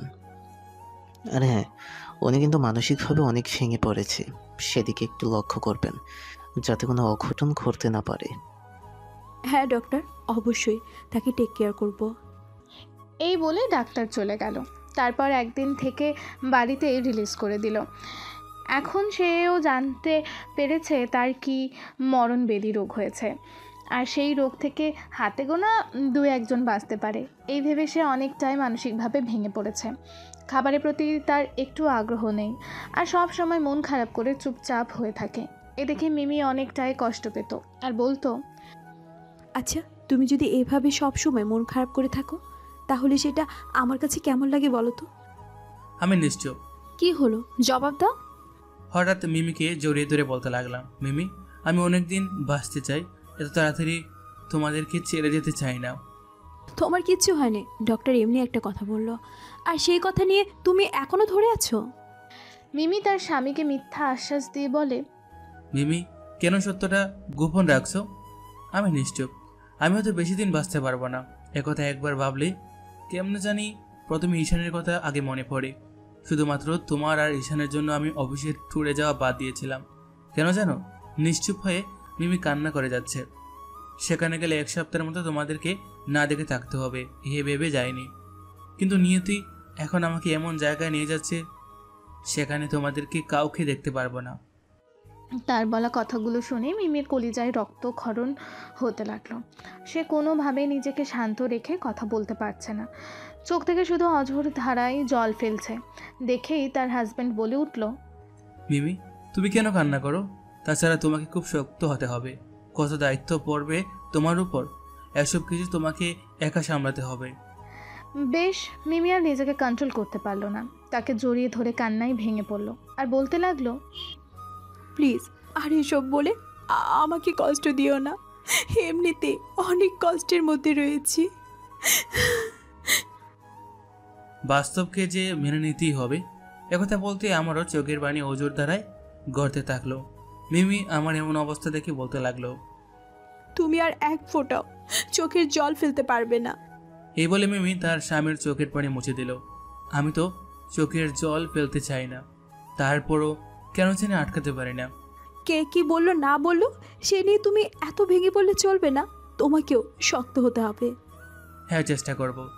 কদিন ধরে ঈশানকে ভালোভাবে দেখছি না যে। ঈশান মার কাছে আছে। মিমি, তুমি অনেক চালাক হয়ে গেছো, তাই না? চালাক হয়েছি মানে? এখন থেকে ঈশানকে আমার কাছ থেকে আলাদা করে অবাস করাচ্ছ, তাই না? ওখানে গিয়ে আমি না দেখতে পারি। তুমি এসব কি বলছো? আমি বুঝতে পারছি তোমরা সবাই এখন আমাকে পর ভাবতে শুরু করছো। কী সব অলক্ষণী কথাবার্তা বলছো? ডক্টর তোমার মন মানসিকতা ভালো নেই দেখে ঈশানকে একটু সরিয়ে রেখেছে। তুমি ভালোই করছো, কি দরকার এত মায়া বাড়িয়ে? যে মানুষটা এই পৃথিবীতে কিছুদিনের অতিথি মাত্র, তার কাছ থেকে সন্তানকে আড়াল করাই ভালো হবে। মিমি তার স্বামীর কথাগুলো সহ্য করতে না পেরে চিৎকার মেরে বলতে লাগলো, হে আল্লাহ, তুমি আমাকে এই কেমন বিপদে ফেলে দিলে। এক না পারছি জোরে কান্না করতে, আর না পারছি তাকে সান্ত্বনা দিতে। মিমি এসব বলে মাথা হাঁটুর উপর রেখে কান্নায় ভেঙে পড়লো। মিমির এমন অবস্থা দেখে বললাম, মিমি এদিকে তাকাও। এই বলে মিমির চোখের জল মুছে দিলাম। মিমি কোনো কথা না বলে তার মতো কান্না করে যাচ্ছে। মিমি, কেন একটা খারাপ মানুষের জন্য কান্না করছো, যে মানুষটা তোমার লাইফ শেষ করে দিয়েছে? আমি তো অতীতের কথাগুলো ভুলে গেছি, তাহলে এখন এইসব বলছো? তুমি ভুলে গেলেও উপরে একজন যে ঠিকই আছেন, তিনিই তো সব করছেন, নয়তো কি আর আমার এমন রোগ হয়? মিমি মিমি নিশ্চুপ, জানি না কার অভিশপ্তে আমার বাকি এমন রোগ হয়েছে। তুমি থামবে প্লিজ? দেখলো তো পাপ করার শেষ পরিণতি কি হয়। তারপরও তোমার কাছে আমার ক্ষমা চাইতে হবে। কি ক্ষমা করবেন আমাকে? জানি না, সত্যি কথাটা বললে তুমি এমন রিয়েক্ট করবে, কিন্তু না বলে থাকতে পারছি না। সমস্যা নেই, তোমার যা বলার আজ বলে ফেলো। একটা সময় আমি তোমাকে অনেক অভিশাপ দিয়েছি, কিন্তু কখনো কল্পনা করতে পারিনি যে তার পরিণতি এমন হবে। আমাকে তুমি ক্ষমা করে দাও প্লিজ, আর কখনো তোমাকে অভিশাপ দিব না। কথাটা শুনে বুকের বাপাসে কেমন জানি চিনচিন ব্যথা শুরু হতে লাগলো। আর নিজেকে কোনো রকম সান্ত্বনা দিয়ে মিমিকে বললাম, তুমি উচিত কাজটাই করেছো। তোমার জায়গায় অন্য কেউ থাকলে সেও হয়তো এমন অভিশাপই দিত। যাই হোক, মহান আল্লাহ তাআলা তোমার কথা শুনেছে। এখন তোমাকে ছাড়া যে আমি বাঁচতে পারবো না, বড্ড ভালোবেসে ফেলেছি তোমায়। মিমি, আজ আমি অনেক খুশি নিজের করা পাপের ফল পাচ্ছি, কিন্তু একটা কথা ভেবে নিজের মনকে সান্ত্বনা দিতে পারছি না। তুমি আমাকে প্লিজ ক্ষমা করে দাও, আর কখনো তোমাকে অভিশাপ দিব না। এখন এসব বলে কি হবে? তোমার কথা তো মহান আল্লাহ তাআলা লিখেই ফেলেছেন। হঠাৎ মিমি আমাকে এমন আস্তে আস্তে জড়িয়ে ধরে বলতে লাগলো, আমি কখনো ভাবিনি আমার বলা কথাগুলো এমন সত্যিতে রূপান্তরিত হবে। তাছাড়া আমিও যে তোমাকে অনেক ভালোবেসে ফেলেছি, তোমাকে ছাড়া আমার কি হবে? আজ মিমির অভিশাপ দেওয়ার কথা শুনে বুকের বাপাসে চিনচিন ব্যথা অনুভব করতে লাগলো। শুধু একটা কথা ভেবে খারাপ লাগছে, এত কিছু পরেও মিমি আমাকে অভিশাপ দিয়েছে। এসব ভেবেই মিমিকে আমার কাছ থেকে ছাড়িয়ে নিয়ে বলতে লাগলাম, এখন মিথ্যা ভালোবাসার কথা বলে কি হবে? তোমার সঠিক বিচার তো পেয়েই গেছো। হঠাৎ আমার কাছ থেকে এমন কথা শুনে অবাক হয়ে আমার দিকে এক দৃষ্টিতে তাকিয়ে রইল। যেই আমার সাথে কথা বলতে আসবে ঠিক তখনই তার কথা না শুনে বাইরে চলে আসলাম। আজ নিজেকে বড় অসহায় লাগছে। মিমি এত কিছুর পরও কেমন আমাকে অভিশাপ দিল সেটি ভাবতে কেমন জানি বুকটা ফেটে যাচ্ছে। তাহলে মিমি আমাকে সত্যিকারে ভালোবাসে না? এসব ভাবতেই মনটা আরও খারাপ হয়ে গেল। হঠাৎ ফোনটা বেজে উঠল। লক্ষ্য করলাম মিমি ফোন দিয়েছে। সেটা দেখে কেমন জানি তার প্রতি রাগ উঠে গেল। ব্যাস, তারপর কোনো কিছু না ভেবে ফোনটা কেটে দিলাম। এভাবে আরও কয়েকবার ফোন দিল। ব্যাস, তারপর বিরক্ত হয়ে ফোন অফ করে রাখলাম। অনেক দিন হয়ে গেল বন্ধুদের সাথে আড্ডা দেওয়া হয় না। ভেবেছিলাম সব ছেড়ে শুধু নিজের পরিবার নিয়ে থাকবো, কিন্তু নিয়তি যে আমাকে থাকতে দিচ্ছে না। বন্ধুদের সাথে শেষবারের মতো ঘোরাঘুরি করে বাড়িতে ফিরলাম রাত 10টার দিকে। দরজায় একবার নক করতে মিমি এসে দরজা খুলে দিল আর বলতে লাগলো, সারাদিন কোথায় ছিলে আর কতবার ফোন দিয়েছি, সেটা কি একবারও দেখোনি? মিমির কথায় কর্ণপাত না করে আমি আমার মতো করে রুমে যেতে লাগলাম। কি দরকার তার সাথে কথা বলে? সে তো আর আমাকে ভালোবাসে না। এখন হয়তো আমার খারাপ অবস্থা দেখে করুণা করছে। এই ভেবে বিছানায় এসে গা হিলিয়ে দিতে মিমি বলে উঠল, আজ ফ্রেশ না হয়ে শুয়ে পড়লে যে? আমি নিশ্চয়। আচ্ছা দাঁড়াও, তোমার জন্য খাবার নিয়ে আসছি। এই বলে মিমি খাবার আনতে গেল। ব্যাস, কিছুক্ষণ পর খাবার নিয়ে এসে বলতে লাগলো, এই খেয়ে নাও। আমি নিশ্চয়। কি হলো, কখন থেকে আমি একাই কথা বলে যাচ্ছি, কিছুই বলছো না যে? মিথ্যা ভালোবাসার নাটকটা এবার বন্ধ করো। একথা বলাতে মিমি নিমিষেই চুপ হয়ে গেল। আর হ্যাঁ, আমাকে করুণা করার কোনো দরকার নেই। তুমি চেয়েছিলে আল্লাহর জন্য আমাকে এমন শাস্তিটা দেন, আজ তো আমি পেয়ে গেছি। তোমার তো খুশি হবার কথা।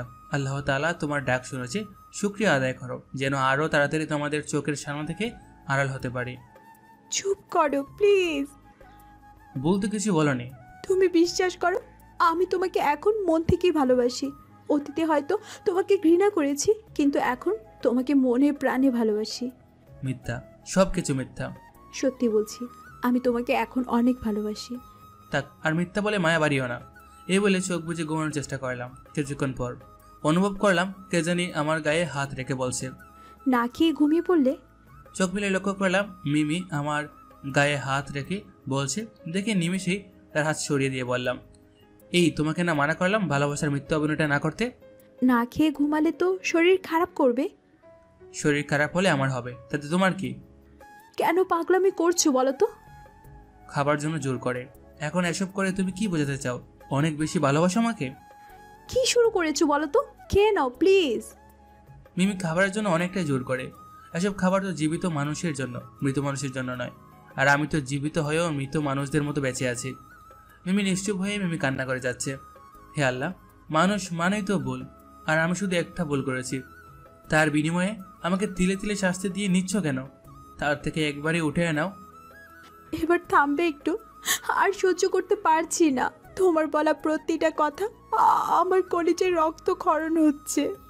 মিমির কান্নার আওয়াজ যেন বাদই মানছে না। শেষবারের মতো তোমাকে একটা কথা বলছি, আর হয়তো আমার সেই সুযোগটাও নাও হতে পারে। কি বলো? তুমি কি সত্যি আমাকে ক্ষমা করে দিয়েছো, নাকি তোমার মনের মধ্যে আমার জন্য রাগ পোষণ করে রেখেছো? যদি রেখে থাকো তাহলে ক্ষমা করে দিও প্লিজ। ব্যাস, একথা বলাতে মিমি অসহায় দৃষ্টিতে তাকিয়ে রইল। তুমি কি আমাকে কষ্ট দিয়ে পোড়াতে চাও, তাই না? এমনিতে অনেক কষ্টের মাঝে রয়েছি, আর এই সময় এসব উল্টাপাল্টা বকছো। এভাবেই আমাদের স্বামী স্ত্রীর মধ্যে অনেক কথা হলো। এক পর্যায়ে মিমি বলে উঠল, আর একবার যদি অলক্ষণে কথাবার্তা বলতে শুনি তখন কিন্তু আমি নিজেকে শেষ করে ফেলবো। আচ্ছা ঠিক আছে, আজ থেকে যতদিন এই পৃথিবীতে আলো দেখবো ততদিন তোমার সাথে কথা বলবো না। আমি কথা বললেই তুমি কষ্ট পাও, কি দরকার এই শেষ সময় একজনকে কষ্ট দিয়ে মরতে? বেশ। মিমি তার স্বামীর কথা শুনে কান্না করতে করতে বাইরে চলে গেল এবং সেটা তার শাশুড়ি মার কাছে গিয়ে সম্পূর্ণ বলল। শাশুড়ি মা মিমির কথা শুনে বলল, দেখো মা, ছেলেটা আমার অনেক শখের মধ্যে রয়েছে, এই জন্য হয়তো উল্টাপাল্টা কথা বলছে। মা, ওর প্রত্যেকটা কথা যে আমাকে আঘাত করছে, তাহলে কেমনে সহ্য করব? জানি না এই সময় তোমাকে কি বলে সান্ত্বনা দিব, কিন্তু আমি তো নিজের মনকে কোনোভাবেই স্থির রাখতে পারছি না যে আমার ছেলে অল্প কদিন বাঁচবে। মিমি নিশ্চুপ হয়ে মিমি কান্না করছে। জানো মিমি, একটা সময় আমার ছেলেকে আমি নিজেই অভিশাপ দিয়েছি। কখনো তাকে আপদ বলেছি, কখনো আল্লাহর কাছে ফরিয়াদ করে বলেছি, হে আল্লাহ, এই আপদটাকে উঠায় নাও না কেন, আর ভালো লাগছে না এই অশান্তিতে থাকতে। মা, আপনিও তাকে অভিশাপ দিয়েছেন? হ্যাঁ মা, রোজ রোজ তাকে নিয়ে ঝামেলা সৃষ্টি হতো দেখে রাগের মাথায় বলছিলাম। সে থেকে আমার সাথে আগের মতো মা বলে ডাকে না, মাঝে মধ্যে দরকার পড়লে একটু কথা বলতো, এই ছাড়া কথা বলতো না। তার শাশুড়ি মার কথা শুনে কি বলবে সে ভাষা যেন হারিয়ে ফেলেছে। মিমি এবার বুঝতে পারছে তার হাজবেন্ড পরিবারের কাছে কতটা অবহেলিত ছিল। কিছুক্ষণ পর মিমির শাশুড়ি মা কান্না শেষ করার পর বলল, মা, তুমি ওকে একটু দেখে রেখো। ঠিক আছে মা। মিমি এই বলে রুমে গিয়ে লক্ষ্য করলো তার স্বামী ঘুমিয়ে পড়েছে। সে তার পাশে শুয়ে পড়ল। না চাইতেও তার স্বামীকে জড়িয়ে ধরে ঘুমানোর চেষ্টা করলো, কিন্তু ঘুমাতে পারল না। হয়তো তার স্বামী অল্প দিনের অতিথি মাত্র, এই ভেবেই মিমের বুকটা হাহাকার করছে আর চোখের পানিতে তার স্বামীর বুক ভাসিয়ে দিচ্ছে। মাঝরাতে হঠাৎ ঘুমের মধ্যে অনুভব করতে লাগলাম কে জানি আমার বুকের উপর শুয়ে আছে।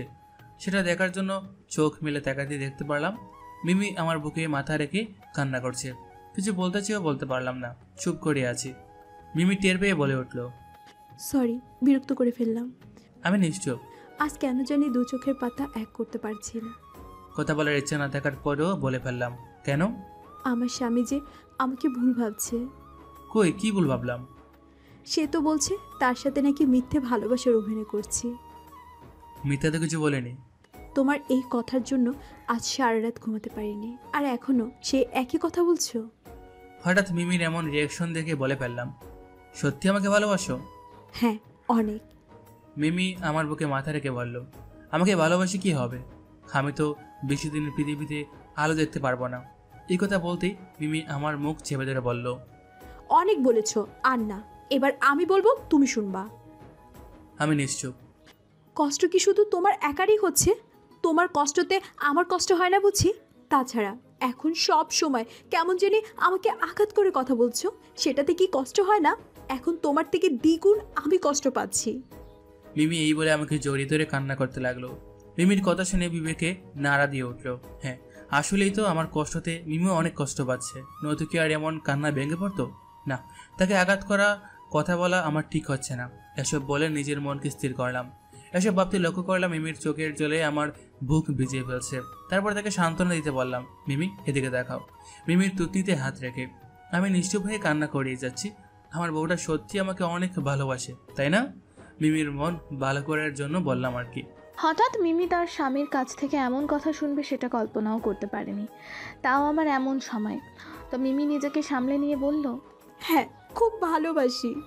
আজ থেকে আমার জন্য আর একটু কান্না করবে না। মিমির চোখের জল মুছে দিয়ে বললাম, কেন? কারণ আমি চাই না আমার জন্য প্রিয় মানুষটা কাঁদুক। আমি তো চাই সে সবসময় হাসি খুশিতে মেতে থাকুক। তাহলে এতক্ষণ এসব বলে আমাকে কাঁদালে কেন? একটু বাজিয়ে দেখলাম আর কি। ও আচ্ছা, তাহলে কি বুঝতে পারলে? বুঝলাম আমার বউটা আমাকে অনেক ভালোবাসে, আর এমন ভালোবাসার কাছ থেকে নিয়তি কখনো আমাকে চিনিয়ে নিয়ে যেতে পারবে না। মিমিকে মিথ্যা আশ্বাস দিলাম। তাহলে কথা দাও, আগের মতো হাসি খুশি থাকবে আর মন খারাপ করে থাকবে না। আচ্ছা ঠিক আছে, আর কখনো মন খারাপ করে থাকবো না। 2 দিন ধরে তো কিছুই ভালো মতো খাওনি, এখন তোমার জন্য খাবার নিয়ে আসছি, সব খেতে হবে। মিমি এই বলে চলে যেতে ধরলো।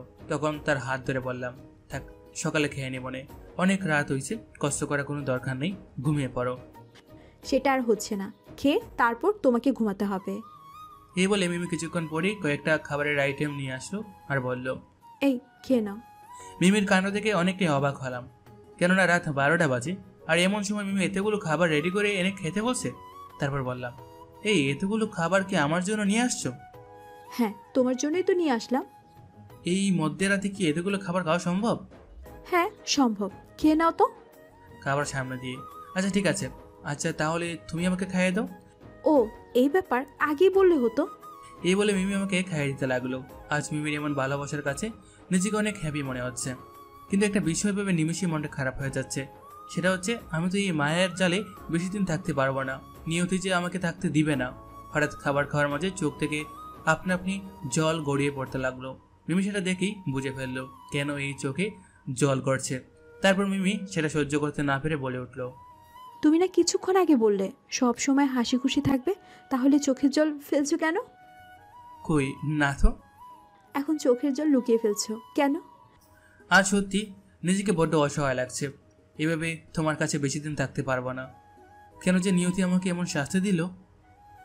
ব্যাস একথা বলতে মিমি অন্যদিকে তাকিয়ে ওজোর দ্বারায় জল চাটতে লাগলো। তারপর নিজের কান্না থামিয়ে তার স্বামীর উদ্দেশ্যে বলে উঠল, খাবারের মাঝে এসব অলক্ষণী কথা বলতে নেই। তাছাড়া ডক্টরের কথা কি আমাদের বিশ্বাস করতে হবে?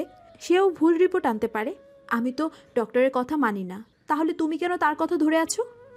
মিমি তার স্বামীকে মিথ্যা আশ্বাস দিয়ে বলল, হ্যাঁ মিমি তুমি ঠিকই বলছো, ডাক্তার ভুল রিপোর্ট দেখিয়ে আমাকে শুধু শুধু ভয় দেখিয়েছে। মিমির কথাতে একমত হলাম। আমি জানি মিমি আমাকে মিথ্যা সান্ত্বনা দিচ্ছে যাতে আমি মানসিকভাবে ভেঙে না পড়ি। ব্যাস খাবার শেষ করে বিছানায় এলিয়ে দিতে মিমি তার বালিশ সোফায় রেখে আসলো। সেটা দেখে জানার জন্য বললাম, কি ব্যাপার হঠাৎ বালিশ সোফায় রেখে আসলে যে? এই বালিশটার জন্য আমি আমার স্বামীর কাছ থেকে দূরে সরে থাকতে হচ্ছে। দূরে সরে থাকতে হচ্ছে মানে? দাঁড়াও, ব্যাপারটা ক্লিয়ার করে দিচ্ছি। এই বলে মিমি আমার বুকে শুয়ে পড়লো। হঠাৎ মিমির এমন আচরণ দেখে একটু অবাক হলাম, তো আমি কিছু বলতে যাব, এর মধ্যে মিমি বলে উঠলো, আজ থেকে আমি আমার স্বামীর বুকে ঘুমাবো। কি ব্যাপার হঠাৎ এমন আবদার? অনেক রাত হয়েছে, ঘুমিয়ে পড়ো তো। এই বলে খুব শক্ত করে জড়িয়ে ধরে মিমি চোখ বুজে ঘুমিয়ে পড়লো। বেশ এভাবেই তাদের স্বামী স্ত্রীর ভালোবাসাটা মধুময় থেকে আরও মধুময় হতে লাগলো। একটা পর্যায়ে মিমি ভুলেই যায় যে তার স্বামীর মরণবেদী রোগটা দিনে দিনে বৃদ্ধি পাচ্ছে। তার স্বামীও অফিসের কাজ আর মিমির ভালোবাসার খুনসুটিতে সেও প্রায় ভুলেই যায় তার রোগের কথা। এভাবে কেটে গেল 3টা মাস। আর কয়েক মাসে বাড়ির সব কিছুতেই স্বাভাবিক হয়ে গেছে। হঠাৎ একদিন তাদের সংসারে কালো ছায়া নেমে আসে, যা কখনো মিমি কল্পনাও করতে পারেনি। সে তো প্রায় ভুলেই গেছে তার স্বামীর রোগের কথা, কিন্তু রোগ কি আর তার স্বামীকে নিস্তার দেবে? কখনোই না। তো চলুন এবার গল্পে ফিরে আসা যাক। মিমি, এই মিমি। কয়েকবার ডাক দিয়ে। কি হলো, এত ডাকাডাকি করছো কেন? মিমি তার স্বামীর কাছে এসে, সাথে রাখছি একটা গুড নিউজ দেওয়ার জন্য রাখছি। Good news? তাও আবার এই সময়? আচ্ছা বলো শুনছি। গুড নিউজটা হচ্ছে অফিস থেকে আমাকে প্রমোশন দেওয়া হয়েছে, আর মাসের স্যালারিটাও তার থেকে দ্বিগুণ। কি সত্যি বলছো? হ্যাঁ গো সত্যি বলছি, এখন খেতে দাও, অনেক ক্ষুধা লাগছে। ফ্রেশ হয়ে আসো, খাবার রেডি করছি। ওকে। এই বলে ওয়াশরুমে গিয়ে মুখে পানি দিতে কেমন যেন মাথাটা চক্কর দিয়ে উঠলো। নিমেষে মাথায় অসহ্যকর যন্ত্রণা হতে লাগলো। সেটা সহ্য করতে না পেরে মিমিকে কয়েকবার ডাক দিলাম, কিন্তু সারা পাচ্ছিলাম না দেখে ওয়াশরুম থেকে বের হয়ে মিমিকে আরেকবার ডাক দিতে ফ্লোরে পড়ে গেলাম। হঠাৎ মিমি এসে আমাকে অবস্থায় দেখে জুড়ে চিৎকার মেরে কান্না করে বলতে লাগলো, তোমার কি হলো, ফ্লোরে পড়ে গেলে কেন? মিমি কান্না করে বলতেই বাড়ির সবাই রুমে এসে ভিড় জমে গেল। আর এদিকে মাথায় অসহ্যকর যন্ত্রণা নিয়ে মিমিকে ডাকলাম। মিমি, মাথায় অসহ্যকর যন্ত্রণা নিয়ে। হ্যাঁ বলো, শুনছি। শেষ সময়ের কান্না করে আমাকে কষ্ট দিও না প্লিজ, এবার একটু হাসি মুখে বিদায় দাও। মিমি নিশ্চুপ হয়ে কান্না করে যাচ্ছে। মিমি অনেক তো বাঁচার চেষ্টা করলাম, কিন্তু নিয়তি আমাকে সেই সুযোগটা দিল না। নিঃশ্বাস নিতেও কষ্ট হচ্ছে, তারপরও কথা বলতে চেষ্টা করছি। তোমার কিচ্ছু হবে না। মিমি তার স্বামীকে মিথ্যা আশ্বাস দিয়ে এর মধ্যে ভাইয়া এসে বলতে লাগলো, ছোট এসব কি বলছিস? আমরা থাকতে তোর কিছুই হতে দিব না। ভাইয়া আমার মাথায় হাত বুলিয়ে, ভাইয়া আমার সময় হয়তো শেষ। শুরু থেকে তোমাদেরকে অনেক জ্বালিয়েছে, কিন্তু আজ থেকে হয়তো আর সেই সুযোগ পাবো না। দরকার পড়ে তোকে দেশের বাইরে গিয়ে ভালো মানের ট্রিটমেন্ট করাবো, তারপরে সব বলিস না। ভাইয়া মিমি কথা বলতে কেমন জানি কথাটা আটকে গেল, চোখ আস্তে করে বন্ধ হয়ে গেল। তারপর আর কিছু মনে নেই, ব্যাস। তারপর তারা কোনো কিছু না ভেবে ডাক্তারের কাছে নিয়ে গেল। ডাক্তার সব কিছু চেক করে নিশ্চুপ হয়ে গেল। ডাক্তারের নিশ্চুপ হয়ে যাওয়া দেখে অনেকটাই ভয় পেয়ে গেল মিমি। মিমি বলল, ডক্টর কি হলো, এমন নিশ্চুপ হয়ে গেলেন কেন? এর মধ্যে ভাইয়া ডক্টরকে বলে উঠল, কি হলো ডাক্তার, জবাব দিন। ডাক্তার নিশ্চুপ। ডাক্তার কিছুক্ষণ ভেবে এমন একটা কথা বলবে সেটা যেন শোনার জন্য কেউই প্রস্তুত ছিল না। প্লিজ ডাক্তার, কিছু তো একটা বলুন। আসলে কথাটা কি হবে যে বলবো সেটা ভেবে পাচ্ছি না। আপনি ভনিতা না করে প্লিজ একটা কিছু বলুন। আমরা খুবই লজ্জিত যে এই পেশেন্টকে এখানে ট্রিটমেন্ট করালে বাঁচবে কিনা তার কোনো নিশ্চয়তা নেই। হঠাৎ ডাক্তারের এমন কথা বলবে যেটা শোনার জন্য কেউই সেখানে প্রস্তুত ছিল না। ভাইয়া বাকরুদ্ধ হয়ে ডাক্তারের দিকে তাকিয়ে রইল। মিমি কথাটা শোনার মাত্রই অজ্ঞান হয়ে ফ্লোরে পড়ে গেল। তার মনে স্বামীকে হারানোর অজানা একটা ভয়টা কাজ করলো। তারপর মিমিকেও অ্যাডমিট করা হলো। এদিকে ভাইয়া মিমির অবস্থা দেখে অনেকটাই ঘাবড়ে গিয়েছে। একদিকে তার ছোট ভাই আর একদিকে ছোট ভাইয়ের বউ। বেশ, তারপর ভাইয়া পাগলের মতো ডাক্তারকে বলতে লাগলো, ডক্টর কিছু তো একটা বের করুন, নয়তো যে আমাদের পরিবারটা অকালেই শেষ হয়ে যাবে। তাছাড়া ভাইটাকে আমরা অকালেই হারাতে চাই না। প্লিজ ডাক্তার, কিছু একটা উপায় খুঁজে বের করুন। ভাইয়া কান্না করে ডাক্তারের উদ্দেশ্য করে বলল, মিস্টার রফিক, আমি আপনার অবস্থা তো বুঝতে পারছি, প্লিজ একটু শান্ত হন। নিশ্চুপ হয়ে কান্না করে যাচ্ছে ভাইয়া। আচ্ছা, আপনার ভাইকে শেষ একটা ট্রিটমেন্ট করালে করতে পারেন। আশা করছি সেখানে গেলে কাজ হবে 50%, বাকিটা আল্লাহর উপর ছেড়ে দিন। কাজ হবে তো ডাক্তার? ভাইয়ার চেহারায় কিছুটা ভয় কেটে গেল। হ্যাঁ, আল্লাহর উপর বিশ্বাস রাখুন, সেখানে গেলেই অবশ্যই আপনার ভাই ভালো হয়ে যাবে। কোথায় আমার ভাইকে নিয়ে যেতে হবে ডাক্তার, একবার শুধু বলুন। সিঙ্গাপুর নিয়ে যেতে হবে আপনার ভাইকে। সেখানে ব্রেন টিউমার অপারেশন করার মতো ভালো ব্যবস্থাপনা আছে। তাছাড়া সেখানে আমার খুব কাছের বন্ধু চাকরি করে। আপনারা সেখানে যেতে চাইলে সে বিষয়ে আমি একটু হেল্প করতে পারি। এরই মধ্যে হঠাৎ মিমি এসে পাগলামো করতে শুরু করে দিল। প্রথমে ডাক্তারের উদ্দেশ্য করে বলল, ডক্টর ও কি ভালো হয়ে গেছে? এখন আমরা কি তাকে বাড়িতে নিয়ে যেতে পারবো? কিছুটা পাগলের মতো কথা বলল মিমি। মিমির এমন কথা শুনে ভাইয়া অন্যদিকে তাকিয়ে শব্দ ছাড়াই কান্না করে দিল। তারপর নিজেকে সামলে নিয়ে মিমির উদ্দেশ্য করে বলল, মিমিও খুব শীঘ্রই ভালো হয়ে যাবে, চিন্তা করো না।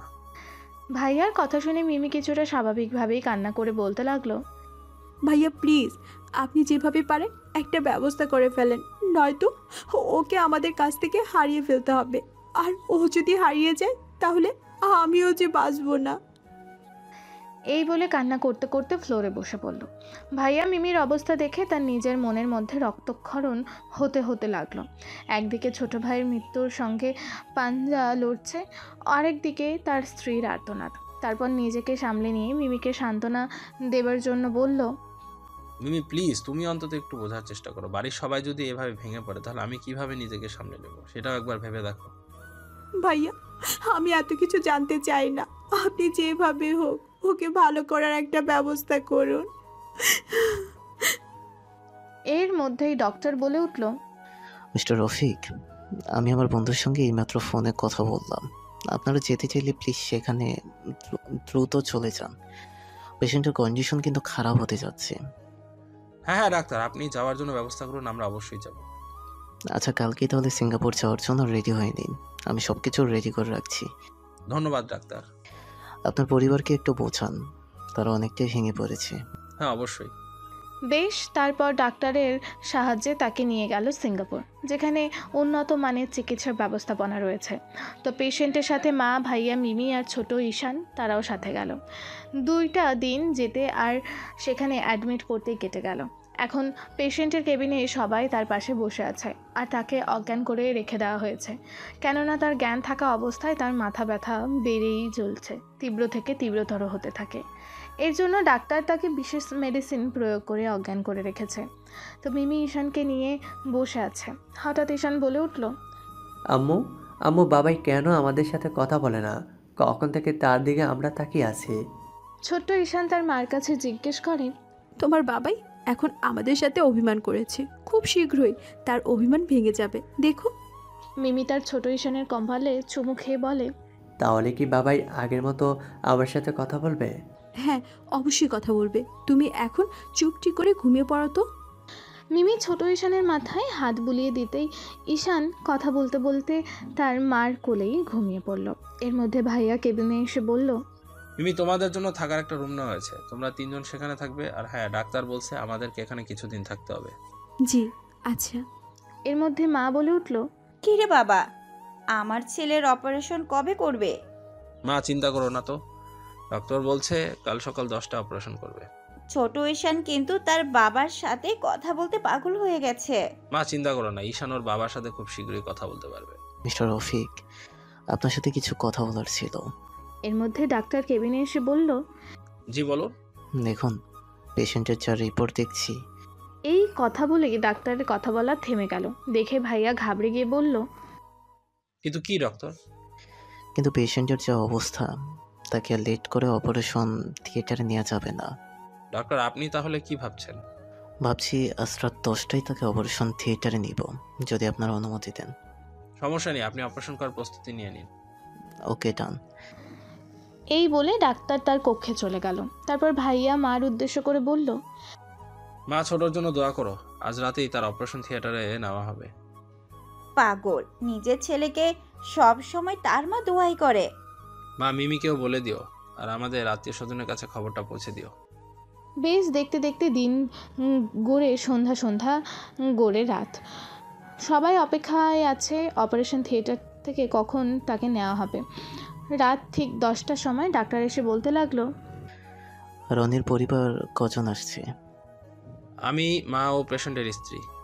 আচ্ছা, আপনারা সবাই তাহলে এইদিকে আসুন প্লিজ। ডাক্তার এই বলে চেম্বারে নিয়ে গেল আর একটা বনসই ফাইল বের করে দিয়ে বলতে লাগলো, দেখুন, সব কাজে কিছু না কিছু নিয়মকানুন থাকে, তো এখানে কোনো ব্যতিক্রম নয়। সুতরাং আমি যা বলছি বুঝতেই পারছেন তো। সময় নষ্ট না করে এই ফাইলে সাইন করে নিন। ডাক্তার ফাইলটা সামনে দিয়ে প্রথমে ভাইয়া সাইন করলেও আপত্তি ঘটলো মা আর মিমিকে নিয়ে। তারা কোনোভাবেই বনসই ফাইলে সাইন দিতে চাইছিল না দেখে ভাইয়া বলে উঠল, মা প্লিজ সাইনটা করে দাও। নিশ্চুপ হয়ে মা চোখের পানি ছেড়ে দিল। মিমি, তুমি অন্তত বোঝার চেষ্টা করো। মিমিও নিশ্চুপ হয়ে কান্না করতে লাগলো। ডাক্তার তাদের অবস্থা দেখে বলল, দেখুন, এইভাবে সময় নষ্ট করবেন না। তাছাড়া আমি আপনাদের মনের অবস্থা বুঝতে পারছি, কিন্তু কিছুই করার, এখানে অপারেশন করাতে হলে যে আপনার এই ফাইলে অবশ্যই সাইন করতে হবে।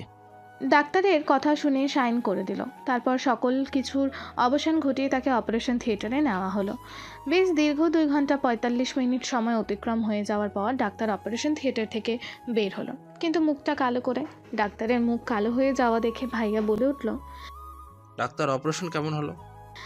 ডাক্তার কিছুক্ষণ চুপ থেকে বলল, অপারেশন আমরা ভালোভাবেই শেষ করেছি, কিন্তু একটা সমস্যা হতে পারে।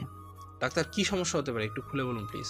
দেখুন, অপারেশনের কার্যক্রম এখন তো শেষ, কিন্তু একটা কথা বললে কেমন রিয়াক্ট করবেন তা সঠিক জানি না, কিন্তু আমাদেরকে বলতে হবে, সেটা যে অবস্থাতেই হোক।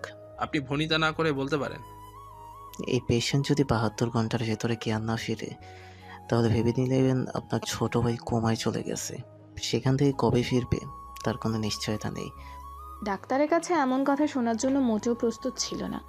এক প্রকার সে বাকরুদ্ধ হয়ে ফেলে ডাক্তারের কাছে কি বলবে। আর সবচেয়ে বড় কথা হচ্ছে তার পরিবারকে কি নিয়ে এসব চিন্তা করতেই ডাক্তার বলে উঠল, মিস্টার রফিক, এখন আল্লাহকে টাকা ছাড়া কোনো উপায় নেই। তিনিই পারেন অসম্ভবকে সম্ভব করতে। আমাদের যতটুকু করার ছিল তা আমরা নিজ দায়িত্বে কমপ্লিট করেছি। এই বলে ডাক্তার চলে গেল। ভাইয়া মাথায় হাত রেখে চেয়ারে বসে আছে। এর মধ্যে মা আর মিমি তারা এসে বলে উঠল, রফিক, অপারেশনের কি অবস্থা, ভালো তো? নিশ্চুপ ভাইয়া। কি হলো বল? ভাইয়া চুপ করে থেকে আমাদের কষ্ট আর বাড়িয়ে দিবেন না প্লিজ। ডাক্তার বলেছে 72 ঘন্টার মধ্যে যদি ছোট জ্ঞান না ফিরে তাহলে সে কোমায় চলে যাবে। সেখান থেকে কখন ফিরবে সেটার কোনো নিশ্চয়তা নেই। ভাইয়া আপনি মিথ্যে কথা বলছেন। এখন দেখছি আপনিও সেই ডক্টরের মতো মিথ্যে কথা বলা শুরু করেছেন। ভাইয়া নিশ্চুপ। মা, ভাইয়া এগুলো কি বলছে? বৌমা, আল্লাহর উপর ভরসা রাখো, তিনিই তো সব অসম্ভবকে সম্ভব করতে পারে।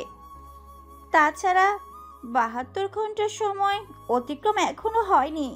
বেশ এইভাবেই সময়ের দিকে তাকিয়ে টাইম পাস করছে। কখন 72 ঘন্টা হবে আর সেই সাথে আনন্দের একটা সুসংবাদ আসবে, এই আশায় পুরো পরিবারের সময় প্রহর গুনছে। এদিকে মিমি নামাজ পড়ে আল্লাহর কাছে প্রার্থনা করছে, হে আল্লাহ, আমি অনেক ভুল করে ফেলেছি। নিজের স্বামীকে অভিশাপ দিয়ে আজ হয়তো তার জন্যই মৃত্যুর সঙ্গে পাঞ্জা লড়ছে।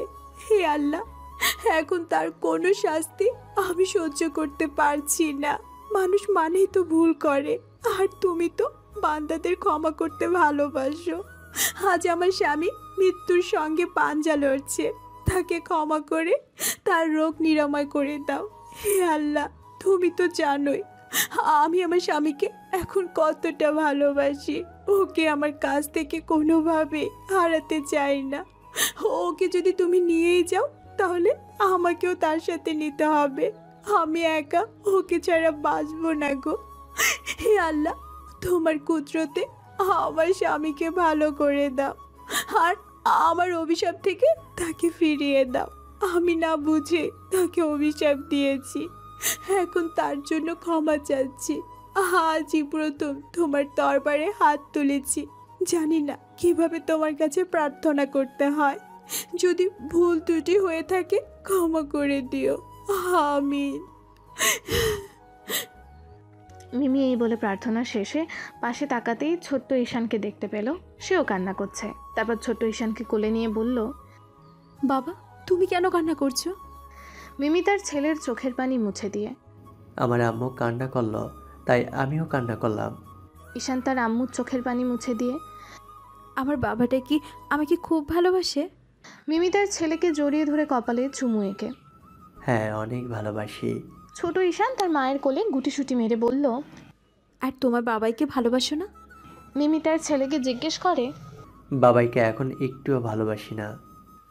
তোমার বাবাইকে কেন ভালোবাসো না? বাবাই এখানে আসার পর থেকে আমার সাথে একবার কথা বলেনি। যে আমার সঙ্গে কথা না বলে থাকবে আমিও তার কথা বলবো না আর ভালোবাসবো না। ছোট ঈশানের কথা শুনে মিমি রীতিমতো শক খেয়ে গেল। এইটুকু বাচ্চা ছেলে বলে কিনা যে তার সাথে কথা বলে না, সেও তার সাথে কথা বলবে না, ও ভালোবাসবে না। তারপর মিমি নিজেকে সামলে নিয়ে বলল, এসব বলতে নেই বাবা। কেন আম্মু? কিছুক্ষণ আগে আমার কান্না দেখে তুমিও তো কেঁদেছো তাই না? মিমি ঈশানকে প্রশ্ন করলো, হ্যাঁ কেঁদেছি, কিন্তু কেন কান্না করেছ আম্মু? সেটা তোমার বাবার জন্য কেঁদেছি। আমার বাবার কি হয়েছে? কিছু হয়নি তোমার বাবার। তাহলে আমার সাথে বাবাই কথা বলে না কেন? কতবার সেখানে যায় বাবাই আমাকে দেখে, কিন্তু কোনো কথা বলে না। আগে তো আমাকে দেখলেই কোলে নিত, এখন কেন কোলে নেয় না? ছোট ঈশানের কথা শুনে মিমি অঝোর ধারায় জল ছাড়তে লাগলো। কি বলবে তার ছেলেকে? সে তো ঠিক কথাই বলেছে। মিমি নিশ্চুপ হয়ে কান্না করা দেখে ছোট ঈশান বলে উঠল, আম্মু আম্মু তুমি আবার কান্না করছো? জানো না কান্না শুধু ছোটদের মানায়? ঈশান তার আম্মুর চোখে জল মুছে দিয়ে ঈশানকে জড়িয়ে ধরে কান্নায় ভেঙে পড়ল মিমি। মিমি ভাবতে পারছে না যে তাকে এমন দিনও দেখতে হবে। এভাবে সে কান্না করে বুক ভারী যাচ্ছে। এভাবে কেটে গেল 2টা দিন। এখনও তার জ্ঞান ফেরেনি। যত সময় অতিক্রম হচ্ছে তত তাদের দুশ্চিন্তা বাড়ছে। সবাই তার কেবিনে বসে অপেক্ষা করছে কখন তাদের আশার আলো ফুটবে। এর মধ্যে ডাক্তার এসে বলল, পেশেন্টের জ্ঞান ফিরেছে কি? কই, এখনো তো ফিরলো না। আল্লাহকে ডাকুন, তিনিই সব পারেন। আমরা তো শুধু নামকরণ মাত্র। ডক্টর, ভালো হবার চান্স কি খুবই কম? দেখুন, ব্রেন টিউমার পেশেন্টগুলো 100% থেকে 20% পেশেন্ট বেঁচে যায়। আল্লাহ যদি আপনার স্বামীর প্রতি সহায় হন তাহলে ভালো হতে পারে। এখন ডাক্তারের কথা শুনে মিমি অনেক ভয় পাচ্ছে। তাহলে কি সব আশায় শেষ? এই ভয়ে তার স্বামীকে জড়িয়ে ধরে কান্না করে বলতে লাগলো, সত্যি কি আমাদের ছেড়ে চলে যাবে? তোমাকে যদি যেতেই হয় তাহলে আমাকেও তোমার সাথে নিয়ে যেতে হবে। কিভাবে তোমাকে ছাড়া থাকবো বলো? মিমি তার স্বামীকে জড়িয়ে কান্না করতে করতে বলল। হঠাৎ তার স্বামীর হাত নড়ে উঠল, যেটা দেখে মিমি চিৎকার মেরে ডাক্তারকে ডাকতে লাগলো। ডক্টর, ডক্টর, এখানে এসে প্লিজ দেখে যান। এর মধ্যে ভাইয়া আর ডাক্তার এসে অনেকটাই চমকে গেল। ডাক্তার বলে উঠল, এটা কেমনে সম্ভব? ডাক্তার ভাইয়াকে উদ্দেশ্য করে বলল, আল্লাহ যা করেন ভালোই করেন। আজ সত্যি বলতে হচ্ছে যে রনির যথেষ্ট দোয়া রয়েছে, নয়তো এমন রোগে এতটা সফলতা আসার কথা না। ডক্টর, আল্লাহর প্রতি আমার পুরো বিশ্বাস ছিল যে কখনো আমাকে কান্নার সাগরে ভাসাবে না। হ্যাঁ, ঠিকই বলছেন। আল্লাহ সহায় ছিল বলে আপনার স্বামী জ্ঞান ফিরেছে। এখন অবশ্য চিন্তামুক্ত। যেটার জন্য দুশ্চিন্তা করেছিলাম সেটা অবশ্য আর এখন নেই। বেশ কিছুদিন সিঙ্গাপুর থেকে তারপর সেখান থেকে রিলিজ করে দিলাম। বাড়িতে আসার পর সকলের কাছে হাসির রেখা ফুটে উঠেছে। এখন সে অবশ্য কথা বলতে পারে না, কারণ তাকে কথা বলতে নিষেধ করা হয়েছে। আর এই বিষয়ে মিমি যথেষ্ট সচেতন। সব সময় মিমি তার স্বামীর খেয়াল রাখে। খাওয়া দাওয়া থেকে শুরু করে গোসলটা পর্যন্ত মিমি সব করিয়ে দেয়। এইভাবে কেটে গেল 6টা মাস। এখন পুরোপুরি সুস্থ সে। তো গোসল করার সময় স্যাভলন সাবান খুঁজে পাচ্ছিলাম না দেখে মিমিকে বললাম, মিমি স্যাভলন সাবানটা কোথায়? ভালো করে খুঁজে দেখো, ওখানে আছে। কই পাচ্ছি না তো। বুঝতে পারছি, সেখানে না গেলে আর সেটা খুঁজে পাবে না। এই বলে মিমি ওয়াশরুমে ঢোকা মাত্রই সাবান পেয়ে বলল, আপনার চোখ কোথায় রেখে গোসলটা করেছিলেন বলেন তো? মিমি সাবান হাতে দিয়ে, ও সরি দেখতে পাইনি। তো দাঁড়িয়ে আছেন কেন? গোসলটা সেরে নিন। তোমার সামনে করব? আমি অবাক হয়ে বললাম। হ্যাঁ, করলে সমস্যা কি? তুমি পাগল হয়ে গেছো নাকি? আচ্ছা, একদিনে এত লজ্জা পাচ্ছ কেন বলো তো? একদিনে মানে? তুমি যখন অসুস্থ ছিলে তখন তো আমি রোজ গোসল করতাম। আজ আমাকে দেখে এতটা লজ্জা পাবার কি আছে? তখন তো আমি অসুস্থ ছিলাম বলে আমাকে গোসল করিয়েছো, এখন তো সুস্থ আছি। হয়েছে, আর লজ্জা পেতে হবে না, আমি যাচ্ছি। এই বলে মিমি চলে যেতে ধরলো। ঠিক তখনই তার পিছন থেকে জড়িয়ে ধরে বললাম, আমার বউটা কি খুব রাগ করেছে? আসছে ঢং দেখতে। মিমি মুখ বাঁকা করে বলল, আচ্ছা ডংটা আবার কি? তোমার মাথা, ছাড়ো তো আমাকে। মিমি নিজেকে ছাড়িয়ে নিয়ে, আমাকে নাকি গোসল করাবে, তাহলে চলে যাচ্ছ কেন? তোমার গোসল তুমিই করো। এই বলে মিমি ওয়াশরুম থেকে বের হয়ে আসলো। তারপর ফ্রেশ হয়ে খাবার খেয়ে অফিসে চলে গেলাম। অনেকদিন পর অফিসে যাচ্ছি, মনের মধ্যে এক অজানা আনন্দ বইছে। অফিসে গিয়ে সবার সাথে মত বিনিময় করলাম। বসের সঙ্গে কিছুক্ষণ কথা বলে কাজে মনোযোগ দিলাম। ব্যাস দেখতে দেখতে সন্ধ্যা করে আসলো। শরীরের কন্ডিশন পুরোপুরি এখনও ঠিক হয়নি, তাই সন্ধ্যায় অফিস থেকে বিদায় নিয়ে বাড়িতে চলে আসলাম। দরজায় নক করতেই মিমি এসে খুলে দিয়ে বলল, জনাব, এত তাড়াতাড়ি আসলেন যে? না তেমন কিছু না। ঈশান ঘুমিয়েছে? না, ঘুমায়নি। ওই দেখো আপুর সঙ্গে খেলছে। আপু কখন আসছে? আপু তোমার প্রতি অনেক রাগ করেছে, তাদের বাসায় যাও না দেখে। ও আচ্ছা। এই বলে ভিতরে আসতে আপু আমাকে দেখেই বলে উঠলো, তোর রাগ কি এখনো ভাঙেনি, নাকি সারা জীবন এমনই রাগ করেই থাকবি? সরি আপু, একদিন ঠিকই যাব। ঈশান বাবা এদিকে আসো তো। পরে যাব, আগে পুপিমনির সাথে খেলি, তারপর যাব। আচ্ছা ঠিক আছে। এই বলে রুমে চলে আসলাম। মিমিও আমার পিছনে আসলো আর বলতে লাগলো, আই তুমি আপুর সঙ্গে এমন বিহেভ কেন করলে? কেমন বিহেভ করলাম? আপু কত দুঃখ নিয়ে কথাটা প্রকাশ করলো, আর তুমি তাতে কোনো গুরুত্ব দিলে না। ও তেমন কিছু না, এই বলে এড়িয়ে গেলাম। দেখো, আপু কিন্তু আমাকে সব কিছুই বলেছে, তুমি কেন তাদের বাসা যাও না? আমি নিশ্চয়। দেখো, আপু কিন্তু অনেক কান্না করে তুমি তাদের বাসে না যাওয়াতে। মিমি এই বিষয়ে কথা বলতে কিন্তু একদমই ভালো লাগছে না। ব্যাস মিমি আমার কথা শুনে মন খারাপ করে বিছানায় চুপ করে বসে পড়লো। দুজনের মধ্যে নীরবতা। কিছুক্ষণ পর মিমি, মিমি, এই মিমি। মিমি নিশ্চুপ। আচ্ছা তুমি কেন আমার সাথে এমন রিয়েক্ট করছো বলো তো? আগে বলো, তুমি কেন আপুদের বাসায় যাও না? আমি নিশ্চুপ। কি হলো, জবাব দাও। দেখো মিমি, আবুকে যখন বিয়েটা দিই তখন কিন্তু আমি এই বাড়িতেই ছিলাম। কেউ একবারও ভালো মন্দ জিজ্ঞাসা করে দেখেনি। সবচেয়ে বড় কথা হচ্ছে আপু আমাকে কিছু বলেনি। তারা তাদের মতো করে অনুষ্ঠান শেষ করে ফেলেছে, আমাকে ডাকার প্রয়োজন বোধ করেনি। এর জন্য আমি সিদ্ধান্ত নিয়েছি যে তাদের বাড়িতে সজ্ঞান আর পা রাখবো না, মানে কখনোই তাদের বাড়িতে যাব না। ভুল তো মানুষের মাঝেই হয়। সব ভুলে আপুর সাথে আপোষ করে নাও, কেমন? সরি মিমি, তা হচ্ছে না। আর তুমি হঠাৎ আপুর হয়ে সুপারিশ করছো কেন? আপু তার কাজে আমার কাছে দুঃখ প্রকাশ করেছে, এর জন্য। আচ্ছা ঠিক আছে, আপুর সাথে তাহলে আমি কথা বলে দেখবো না। আচ্ছা এখন যাও, ফ্রেশ হয়ে আসো। ওকে। কিছুক্ষণ পর খাবারের পর্ব শেষ করে ঘুমাতে যাব। এমন সময় মিমি, ঈশান কই? আপু রুমে খেলছে। ডেকে আনো। ডাকার কোনো দরকার নেই, সে এমনিতেই চলে আসবে। এই বলে মিমি তার স্বামীকে বিছানায় ফেলে তার ওপর শুয়ে পড়লো আর বলতে লাগলো, আচ্ছা তুমি এমন দিন দিন বদমেজাজি হয়ে যাচ্ছ কেন বলো তো? কি পাগলামি শুরু করলে? এই শোনো না। বলো, শুনছি। বলছিলাম কি, আমাদের ছোট পরিবারের আরেকজন অতিথি দরকার, মানে একটা রাজকন্যার দরকার। মিমি আমার বুকে মুখ গোজে। রাজকন্যা নেওয়ার কোনো দরকার নেই। ঈশানই আমাদের দুজনকেই যথেষ্ট ভালোবাসে। না তারপরও শোনো, আমি বলছি কি, একথা বলতে ঈশান খাটে লাফ দিয়ে উঠে বলতে লাগলো, পুপিমণিটা না অনেক ভালো, আমাকে অনেক আদর করে। ঈশান তাদের দুজনের মাঝে শুয়ে পড়ে বলল, ও আচ্ছা। ঈশান বাবা, তোমার আম্মু যে বললো তাকে নাকি তুমি একটু ভালোবাসো না, এর জন্য তোমার আম্মু আমাদের পরিবারে আরেকজনকে আনতে চাচ্ছে। মিথ্যা বলে জামালা পাকানোর জন্য বললাম। এই তুমি ঈশানকে বানিয়ে বানিয়ে মিথ্যে কথা বলছো কেন? মিমি তার স্বামীর উদ্দেশ্য করে বলতে লাগলো, আম্মু তুমি আমাকে এই কথা বলতে পারলে আমি তোমাকে ভালোবাসি না বলো? ছোট ঈশান তাদের কথা শুনে কান্নামাখা সুরে বলে উঠল। ঈশানের কান্নামাখা কথা শুনে মিমি বলল, ঈশান তোমার বাবাই কিন্তু মিথ্যে কথা বলছে।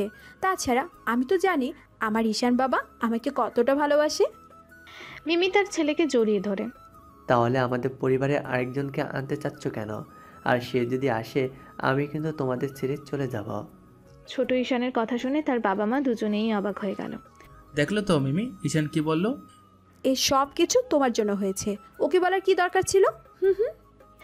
এই বলে মিমি অভিমান করে অন্যদিকে মুখ ফিরিয়ে নিল।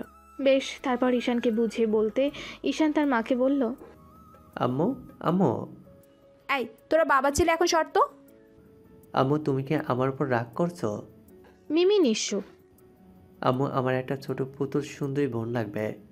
ঈশানের কথা শুনে মিমি বলতে লাগলো, কে শিখিয়ে দিল? নিশ্চয়ই তোর বাবা শিখিয়ে দিয়েছে, তাই না? হ্যাঁ, বাবাই তো আমাকে বুঝিয়ে বলল। এই যে ম্যাম, আমি যেমন ঝামেলা সৃষ্টি করতে পারি তেমন সমাধানও বের করতে পারি। এর মধ্যে আপু দরজা দেখাতে লাগলো। দরজা খুলে দিতেই আপু বলে উঠলো, ঈশান তোমাকে এটা বলছি আমার কাছে থাকতে, তাহলে চলে আসছো কেন? সরি পুপুমণি। এই বলে ছোট ঈশান খাট থেকে লাফ দিয়ে নেমে তার ফুফুমনির খুলে উঠে গেল। মিমি, আজ রাত ঈশান আমার কাছেই থাকুক। জি আচ্ছা। তারপর ঈশান তার ফুফিমণির কাছে চলে গেল। মিমি দরজা লাগিয়ে বিছানায় এসে লক্ষ্য করলো তার স্বামী ঘুমিয়ে পড়েছে। সেটা দেখে মিমি প্রচণ্ড রেগে গিয়ে তার স্বামীকে জোরে একটা ধাক্কা দিতেই চেতন হারিয়ে গিয়ে বলতে লাগলো, মিমি কি পাগলামো শুরু করছো? ঘুমোতে দাও প্লিজ। এখন কোনো ঘুম চলবে না, আমার স্বামীকে এখন একটু আদর করব। এই বলে মিমি তার স্বামীর ওপর উঠে পড়ল। না, আরেকদিন, এখন ঘুমাতে দাও। তোকে এখন অনুরোধ করে বলতে হবে? তোমার মাথা খারাপ হয়ে গেছে? আমাকে তুই তুকারি করে বলছো? চুপ, যা বলছি তাই করো, নয়তো খুব খারাপ হয়ে যাবে। তাছাড়া আমার রাজকন্যা চাই, বুঝতে পেরেছো? মিমি কানের কাছে এসে বলে আস্তে আস্তে ঠোঁটে তার পরশ এঁকে দিল। বেশ, মিমির ডাকে তার স্বামীও সাড়া দিতে লাগলো। চলুক না তাদের অবিরাম ভালোবাসার দিনগুলো, যেখানে এত অবহেলার পরও সব কিছুতেই এখন স্বাভাবিক হয়েছে। এখন তাদের পরিবারের ছোট্ট রাজকন্যা আনার পরিকল্পিত করে ফেলেছে তারা। আমরাও তাদের জন্য সেই দোয়াটাই করি, যাতে মহান আল্লাহ তাআলা তাদেরকে একটা রাজকন্যাই দান করেন।